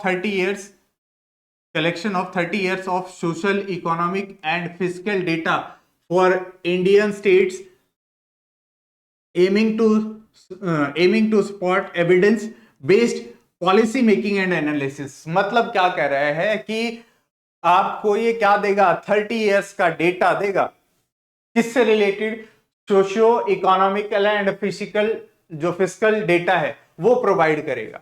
किसको प्रोवाइड करेगा? सेंट्रल गवर्नमेंट को, और इंडिया के स्टेट्स को भी प्रोवाइड करेगा। उससे क्या फायदा होगा? उससे फायदा ये हो जाएगा सर, जो पॉलिसी मेकिंग है, जो स्कीम्स हैं, वो हम एनालिसिस पेज पे बना सकते हैं कि कौन से स्टेट को कहां पे कितनी जरूरत है और किस एरिया में काम करने की जरूरत है, किस एरिया को पर्टिकुलरली बजट में हमें ज्यादा फंडिंग देनी है। The portal also feature research report, analytical papers and expert insights. मतलब क्या कह रहा है, इस पोर्टल के ऊपर क्या क्या और डलेगा? रिसर्च रिपोर्ट, मान लो किसी स्टेट के बारे में इकोनॉमिक से रिलेटेड कोई रिसर्च हुई है, सोशल सोसाइटी से रिलेटेड कुछ रिसर्च हुई है, किसी पर्टिकुलर वल्नरेबल सोसाइटी से रिलेटेड कुछ आया है उसके ऊपर, ठीक है। एनालिटिकल पेपर, किसी ने किसी चीज के बारे में एनालिसिस किया है, वो भी पेपर अगर पब्लिश हुआ है तो यहां आएगा। और एक्सपर्ट इंसाइट, मतलब कोई एक्सपर्ट है किसी चीज से, किसी ने सोशल वर्क किया है बहुत ज्यादा टाइम के लिए, तो उसकी भी राय यहाँ पे क्या होगी? आएगी। उसकी भी राय यहाँ पे क्या होगी? आएगी, ठीक है। वो भी इस पोर्टल से हमें मिल जाएगा। ये पोर्टल क्यों इशू किया गया, क्यों शुरू किया? क्योंकि वन स्टॉप सॉल्यूशन है। वन स्टॉप सॉल्यूशन किसके लिए? पॉलिसी मेकर्स के लिए, रिसर्चर्स के लिए, एनालिसिस्ट के लिए, कि जो क्या कर रहे हैं, या तो पॉलिसी, मतलब गवर्नमेंट क्या कर रही है, पॉलिसी बनाएगी, है ना, पॉलिसी बनाएगी। जो लोग रिसर्च कर रहे हैं, मतलब किसी पर्टिकुलर एरिया पे रिसर्च कर रहे हैं, तो उनको भी यहाँ पे क्या मिल जाएगा? डेटा मिल जाएगा। पॉलिसी मेकर को भी डेटा मिल जाएगा, जो किसी चीज को एनालाइज करना चाहते हैं कि पिछले ट्रैक से और अब तक, मान लो पिछले 30 साल से और अब तक क्या क्या चेंजेस आए, वो चेंजेस क्यों आ रहे हैं, कैसे आ रहे हैं, ये सब कुछ। मान लो रिसर्च होगी तो पहले एनालिसिस तो होगा किसी चीज का, ठीक है, रिसर्च में एनालिसिस भी तो होता है। तो वो क्या मिलेगा हमें? एक ही जगह मिल जाएगा, ठीक है। और ये क्या फायदा करेगा? उस स्टेट की मैक्रो इकोनॉमिक्स को समझने का काम करेगा, ठीक है, और फिजिकल पॉलिसी को समझने का काम करेगा, डेमोग्राफिक डिविडेंड को या डेमोग्राफी को समझने का काम करेगा, और सोशियो इकोनॉमिक जो ट्रेंड्स हैं वहां के उस स्टेट के, उनको भी समझने में हमें क्या करेगा? हेल्प करेगा। और ये सारी चीजें उस पोर्टल पे हमें मिल जाएगी। ये क्या करवाएगा? डीपर अंडरस्टैंडिंग प्रोवाइड करवाएगा हमें, ठीक है। डीपर अंडरस्टैंडिंग किसकी? उस स्टेट से रिलेटेड हर चीज की। नेक्स्ट देखिए, की फीचर्स और कोर कंपोनेंट, कि इस पोर्टल के अंदर कौन कौन से कोर कंपोनेंट आते हैं, क्या क्या आता है इसके अंदर, ठीक है, वो हम देख लेते हैं एक बार। State report. स्टेट रिपोर्ट का मतलब क्या हुआ? कि जो हमारे अभी बता रहा था मैं, कि हर चीज से रिलेटेड हमें जो मैक्रो इकोनॉमिक्स है, फिजिकल जो पॉलिसी है 28 स्टेट्स की है इंडिया के अंदर, उन सब की हमें क्या मिल जाएगी? इंफॉर्मेशन मिल जाएगी हर चीज के बारे में, चाहे वो डेमोग्राफिक्स हो, इकोनॉमिक स्ट्रक्चर हो, सोशियो इकोनॉमिक पैरामीटर्स हो, या फिजिकल परफॉर्मेंस हो। अब ये क्या होगा? डेटा रिपोजिटरी की तरह काम करेगा। मतलब डेटा रिपोजिटरी मतलब डेटा कलेक्ट करने का काम करेगा। ये वेल ऑर्गेनाइज्ड डेटाबेस होगा, offering direct access to the extensive database, कि जो भी हमारा डेटाबेस होगा, ठीक है, जितना भी डेटाबेस होगा उसको डायरेक्ट एक्सेस दे देगा। और पर्टिकुलरली 5 कैटेगरीज के डेटा ये क्या करवाएगा? प्रोवाइड करवाएगा हमें। कौन कौन से 5 कैटेगरी? ये 5 कैटेगरी याद रखना, थोड़ा सा इंपॉर्टेंट हो सकता है ये, ठीक है। कौन कौन सी? Demography, economic structure, physical, health sector and education sector, ठीक है। इन पांचों की ये क्या करेगा? हमें डेटा प्रोवाइड करेगा। नेक्स्ट अगर मैं बात करूं, दैट इज आपका state physical and economic dashboard. Dashboard का मतलब क्या हुआ? कि ये एक ऐसा वो है, पोर्टल है जो क्या करवाएगा? एक डैशबोर्ड की कनेक्ट करेगा। मतलब हमें क्या करेगा? सारा डेटा प्रोवाइड करवाएगा। किससे रिलेटेड? इकोनॉमी से रिलेटेड, ट्रेड से रिलेटेड, ठीक है। और एक समरी की फॉर्म में भी ये क्या दे देगा? हमें एक डेटा बेस दे देगा, रिसर्च एंड कमेंट्री। मतलब अगर हमें किसी चीज के बारे में, किसी स्टेट से रिलेटेड या स्टेट फाइनेंस से related, physical policy, finance management, ठीक है, और किस किस की, स्टेट की या नेशनल लेवल पे किसी भी चीज की अगर हमें रिसर्च करनी है, तो यहां से हमें क्या करेगा? डेटा मिल जाएगा। उस डेटा को हम एनालाइज कर सकते हैं, उस डेटा को हम पॉलिसी प्रिपरेशन में भी यूज कर सकते हैं। बेनिफिट ऑफ पोर्टल, अभी ये सारे क्या है, बेनिफिट ही कि हमें जगह जगह भटकना नहीं पड़ेगा, ठीक है। ऑथेंटिकेटेड डेटा अवेलेबल होगा क्योंकि गवर्नमेंट उसको पब्लिश कर रही है, या वहाँ उस चीज से रिलेटेड जो एजेंसी है वो पब्लिश करेगी हमें यहाँ पे, ठीक है। और स्टेट को क्या मिलेगा, एक रियलिटी चेक मिल जाएगा कि भाई यहाँ पे स्टेट को इम्प्रूव करना है, यहाँ से उसको इस तरीके से रिवेन्यू राइज करना है, यहाँ से उसको इस सेक्टर में ज्यादा परफॉर्म करना है, ठीक है। पीर एक्सपीरियंस होगा उसको। It will help in in greater engagement with the state, कि ये क्या करेगा, जो स्टेट के साथ एंगेजमेंट है सेंटर की उसको बढ़ाएगा। नेक्स्ट स्कीम देखते हैं हमारी,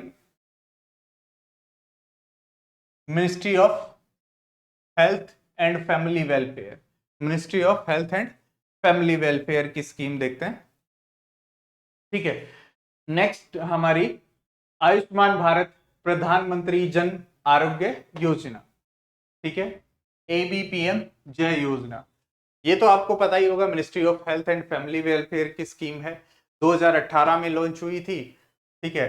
आप वो स्कीम एक बार देख लेना बेटा, जो जिनका 10 साल पूरा हो गया, 5 साल पूरा हो गया, 20 साल पूरा हो गया, वो इस साल आ सकती हैं, थोड़ी सी इंपॉर्टेंट रहती हैं, ठीक है। या ऐसी स्कीम जिनमें कुछ अपडेशन आया हो, जिनको कुछ रिवाइज किया गया हो, ठीक है।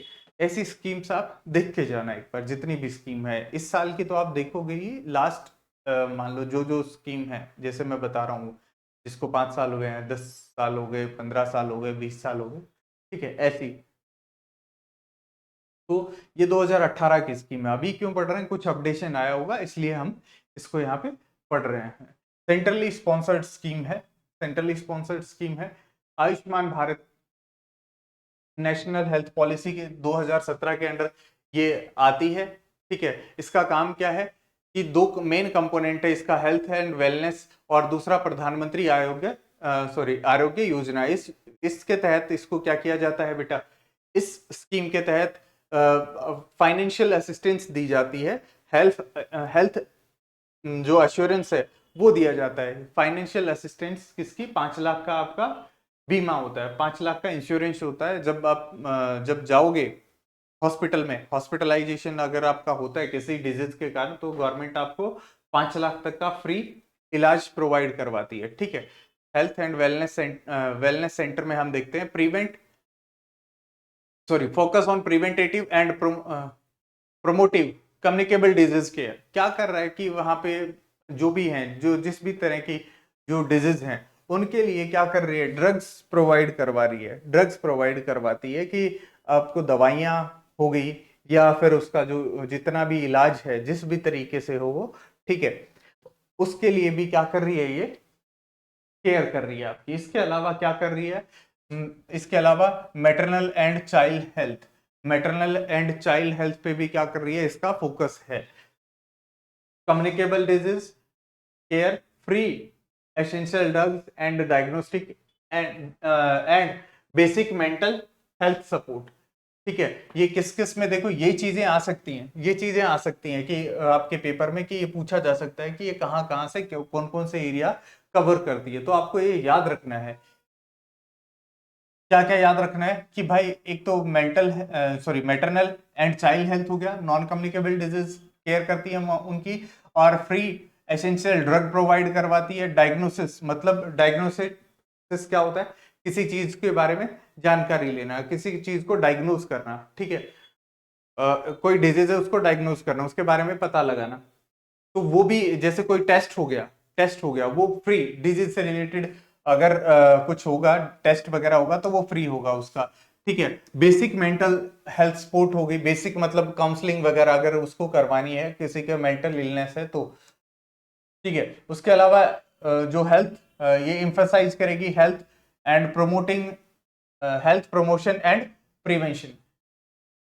ये जो हेल्थ है उसको मतलब इम्प्रोवाइज कैसे किया जाए इस बारे में, कि गुड हेल्थ के लिए क्या किया जाए, बेसिकली ये है। वन वर्ड अगर मैं डिफाइन करूं तो गुड हेल्थ में के लिए आप क्या क्या कर सकते हो।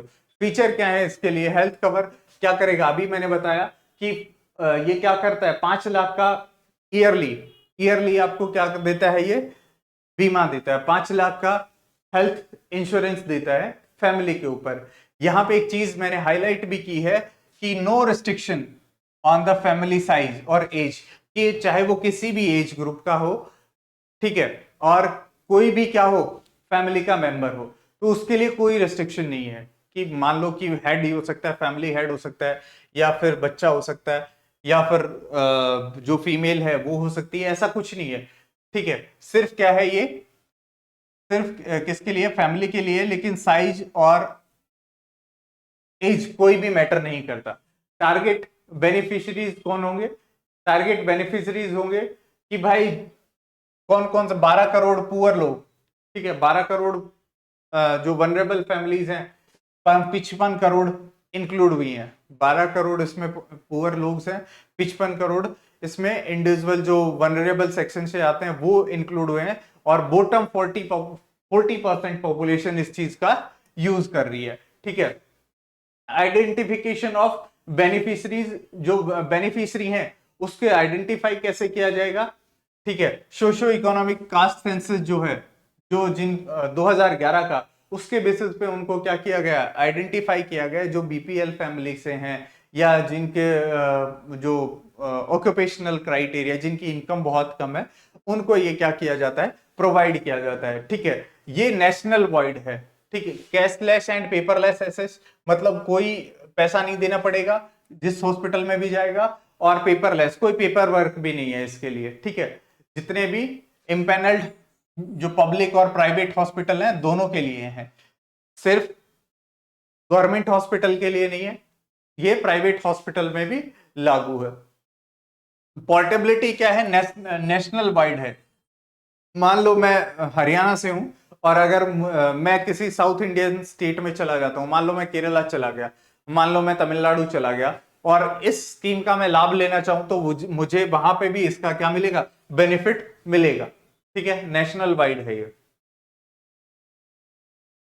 एक्सटेंसिव कवरेज, एक लार्ज मतलब लार्ज एरिया को ये कवर करती है। लार्ज एरिया के मतलब क्या हुआ कि सर्जरीज को कवर करेगी, मेडिकल ट्रीटमेंट को कवर करेगी, डायग्नोसिस को कवर करेगी, हॉस्पिटलाइजेशन एक्सपेंसेस को भी क्या करेगी, कवर करेगी। इसके अलावा आप देखोगे कि ये 3 दिन हॉस्पिटलाइजेशन से पहले और 15 दिन 15 day after hospitalisation, pre hospitalisation 3 days and post hospitalisation 15 days, इतने दिन तक का ये एक्सपेंस क्या करती है, कवर करती है बेटा।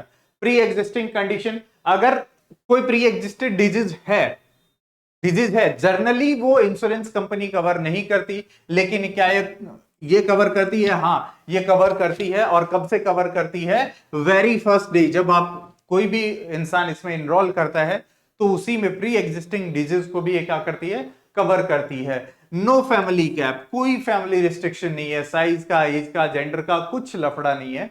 आपको क्या मिलेगा, सिर्फ क्या मिल रहा है, फायदा ही फायदा मिल रहा है, ठीक है। अभी बता रहा था मैं, ये इस चीज की अभी बात कर रहा था, और यहां पे लिखी भी हुई है सेम चीज, कि आपका जो कवर है वो 3 days pre hospitalisation and 50 days post hospitalisation expense को भी ये क्या करती है, कवर करती है। न्यू एडिशन हुआ है कुछ इसके अंदर, ये क्या हुआ है, इसीलिए तो न्यूज में है, ये न्यू एडिशन हुआ है। क्या हुआ है, सितंबर 2024 में बोला गया, ऑल सीनियर सिटीजन एज्ड 70, जिनकी एज 70 है एंड अबव आर एलिजिबल, जो 70 से ऊपर हैं, 70 के हैं या 70 से ऊपर हैं, वो इस 5 लाख वाली योजना का लाभ उठा सकते हैं, 5 लाख वाली योजना का लाभ उठा सकते हैं। दूसरा स्टार मार्क क्या है, दूसरा स्टार मार्क ये है, रिगार्डलेस ऑफ देयर इनकम, चाहे यहां पे इनकम कितनी भी हो, किसके लिए, 70 वाले एजेस के लिए। अब यहां पे आपसे जो एग्जामिनर है वो खेल खेल सकता है, यहां पे खेल खेलेगा, वो कुछ ना कुछ गड़बड़ करके दे देगा। तो इस डेटा को बहुत ध्यान से पढ़िए, ये डेटा दिमाग में होना चाहिए कि 70 साल से जो ऊपर होगा उसके लिए कोई इनकम का रिस्ट्रिक्शन नहीं है, और 70 साल से अगर नीचे है वो, तो उसके लिए सोशो इकोनॉमिक बैकग्राउंड बहुत ही इंपॉर्टेंट है, उसी के बेसिस पे इस स्कीम में पार्टिसिपेट कर सकता है वो। ठीक है, extended coverage for senior citizen, ये अभी देख लिया 2024 सितंबर में क्या क्या बोला है इन्होंने कि सिटीजन जो एज के हैं 70 या उससे अबो, ठीक है, उनकी इनकम के ऊपर कोई ध्यान नहीं दिया जाएगा और वो क्या होंगे, इसके होल्डर बन जाएंगे, मतलब इसको इसका बेनिफिशियरी होगा वो। ठीक है, लाभ उठा सकता है। दिल्ली ने एक और काम कर दिया, क्या कर दिया, दिल्ली कुछ नया ही करती रहती है हमेशा। दिल्ली ने क्या किया है भाई कि दिल्ली में, दिल्ली पहले तो 35th स्टेट बना है, स्टेट तो क्या यूटी है जो इसको इंप्लीमेंट किया जिसने, लेकिन अब दिल्ली ने क्या किया, जो 5 लाख था, 5 लाख था, उसको बढ़ा के कितना कर दिया, 10 लाख कर दिया। मतलब दिल्ली दिल्ली के लिए एप्लीकेबल है, किसी और स्टेट में नहीं हुआ है। बाकी स्टेट में 5 लाख ही है, लेकिन दिल्ली ने क्या कर दिया, 10 लाख कर दिया। एडिशनल टॉप अप डाल दिया, एडिशनल टॉप अप कर दिया, कितने का, 5 लाख का। 5 लाख थी, 5 लाख और डाल दिया।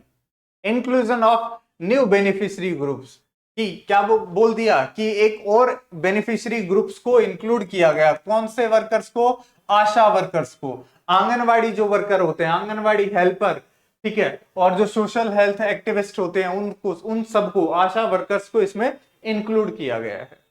आशा वर्कर्स को इंक्लूड किया गया जिसके अंदर 37 लाख फैमिली और इंक्लूड हुई है इसके अंदर। क्लियर, इतना क्लियर है? ठीक है, आगे चलते हैं।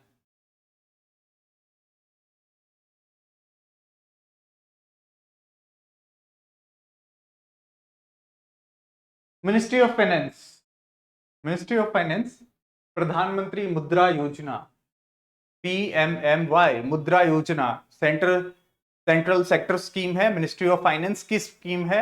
ये क्या कर रही थी, आपको याद होगा मैंने क्या बताया था, अभी 2015 से 2025 आ गया, मतलब क्या हुए हैं, इस स्कीम को 10 साल हुए हैं, इसीलिए न्यूज में है, इंपॉर्टेंट है। ठीक है, मिनिस्ट्री ऑफ फाइनेंस, ठीक है, सेंट्रल सेक्टर स्कीम है।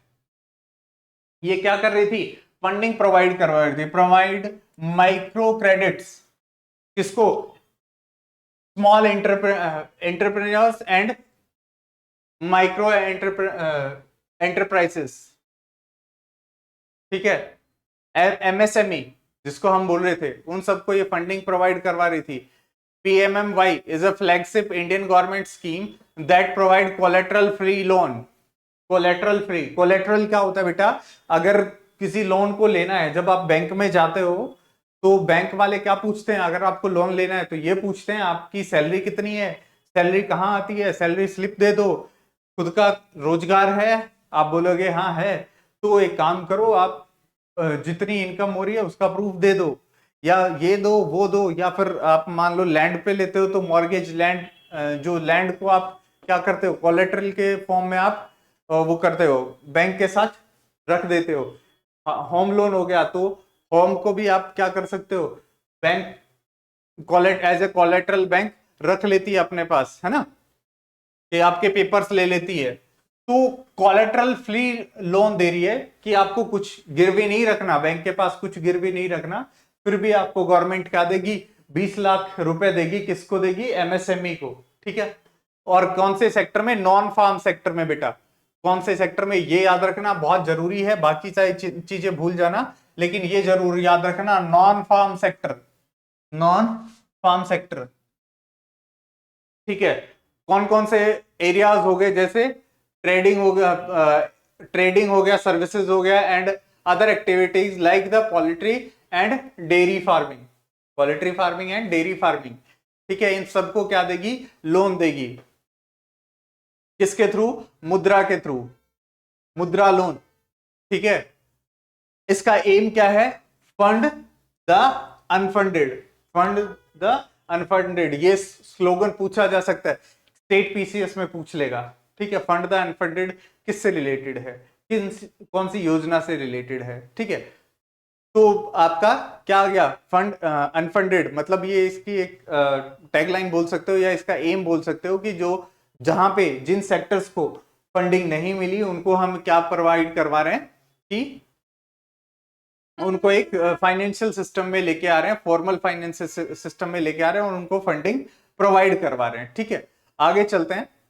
इसके फीचर क्या क्या हैं कि जो लोन लिमिट थी कोलेटरल फ्री, वो 20 लाख तक की थी, नॉन फार्म एक्टिविटी में थी। ठीक है, अब बात करते हैं लैंडिंग इंस्टीट्यूट। लैंडिंग इंस्टीट्यूट कौन कौन से होंगे, कौन लोग इनको क्या करते हैं, कौन लोग इनको फंडिंग करते हैं, कौन लोग इनको लोन देते हैं। ठीक है, credit is extended by the various member lending institute including कौन कौन से, पब्लिक सेक्टर बैंक, मतलब जितने भी बैंक हैं, पब्लिक सेक्टर बैंक हो गया, प्राइवेट बैंक हो गया, कमर्शियल बैंक हो गया, रीजनल रूरल बैंक हो गया, स्मॉल फाइनेंस बैंक हो गया, एनबीएफसी होगी, नॉन बैंकिंग फाइनेंशियल कंपनी होगी। ठीक है, और माइक्रो फाइनेंस इंस्टीट्यूट हो गए, एमएफआई। ये सारे मतलब जिस भी तरीके का आपका बैंक हो, कोई भी बैंक हो, कैसा भी बैंक हो, आपको लोन देगा, कोलेटरल फ्री लोन देगा। कितना देगा, 20 लाख तक का।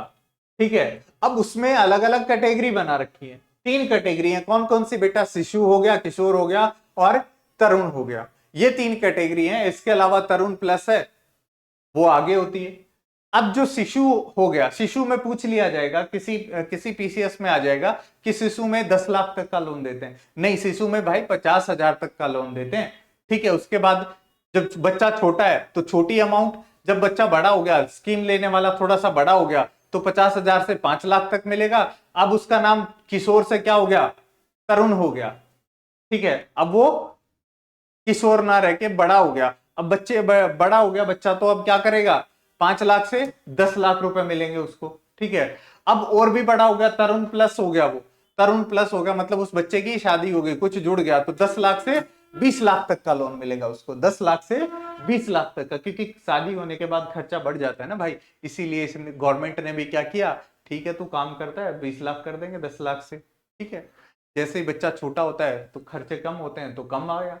किशोर हुआ जब मान लो एलकेजी यूकेजी तक जाता था, छोटा बच्चा था, शिशु था, तो खर्चा कम था। अब किशोर हो गया, थोड़ा सा और दूर स्कूल में, अच्छे स्कूल में जाने लगा, 5 लाख तक का खर्चा दे दिया गवर्नमेंट ने। अब वो कॉलेज में जाने लगा तो 10 लाख तक का दे दिया, और जब शादी हो गई तो कितना दे दिया, 20 लाख तक दे दिया गवर्नमेंट ने, है ना। Credit guarantee loans, credit guarantee, the loans are guaranteed by the credit guarantee fund for micro units। कौन गारंटर है, गवर्नमेंट गारंटर है भाई, गवर्नमेंट अगर नहीं भरा तो गवर्नमेंट देगी पैसा। 10 ईयर्स, कितने साल हो गए, 10 साल हो गए। इसके अचीवमेंट्स क्या क्या है, ये अचीवमेंट्स है, 52 करोड़ लोन दिए हैं अभी तक इन्होंने। ठीक है, 2014 फाइनेंशियल ईयर से अभी तक, और 27.25 लाख करोड़ फाइनेंशियल 2024 में दिए हैं। ये प्रोजेक्ट है 30 लाख का, किसके लिए, 2000 फाइनेंशियल 25, यानी कि 2025 में कितने का गोल है, 30 लाख करोड़ का। ठीक है, वुमेन्स अकाउंट 68% टू ऑल मुद्रा बेनिफिशियरीज, मतलब वुमेन्स के अकाउंट 68% है ज्यादातर, और जो 50% मुद्रा अकाउंट्स हैं वो SC ST एंड OBC के अकाउंट है, मतलब इन लोगों को ज्यादा पैसा मिला है। ठीक है, as compare to other. 11% Mudra loan holder belongs to the minority community, मतलब इसमें से भी, इतने में से भी 11% जो लोग हैं वो किससे, माइनॉरिटी कम्युनिटी से बिलोंग करते हैं। ठीक है, यही सब है। उत्तर प्रदेश, कर्नाटका, तमिलनाडु, जो तमिलनाडु है, तमिलनाडु के पास हाईएस्ट गया है फंडिंग, उसके बाद कौन सा है, उत्तर प्रदेश है, कर्नाटका है। ये 3 स्टेट क्या है, सबसे ज्यादा फंडिंग पाने वाले हैं। वही अगर मैं यूटी की बात करूं तो जम्मू एंड कश्मीर सबसे ऊपर है फंडिंग में। ठीक है, नेक्स्ट अब मैं बात करता हूं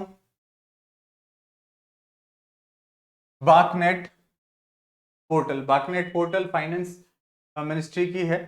ठीक है, आज के लिए इतना ही करते हैं, आई थिंक सही रहेगा। ठीक है, बाकी कल करते हैं, टाइम काफी हो गया है, तो आज के लिए इतना ही। कल मिलते हैं, बाकनेट पोर्टल से कंटिन्यू करेंगे, और कल में भी अगर हुआ तो लास्ट तक जाएंगे, हम लास्ट हमारी खत्म कर देंगे। ठीक है, thank you, have a nice day, bye bye.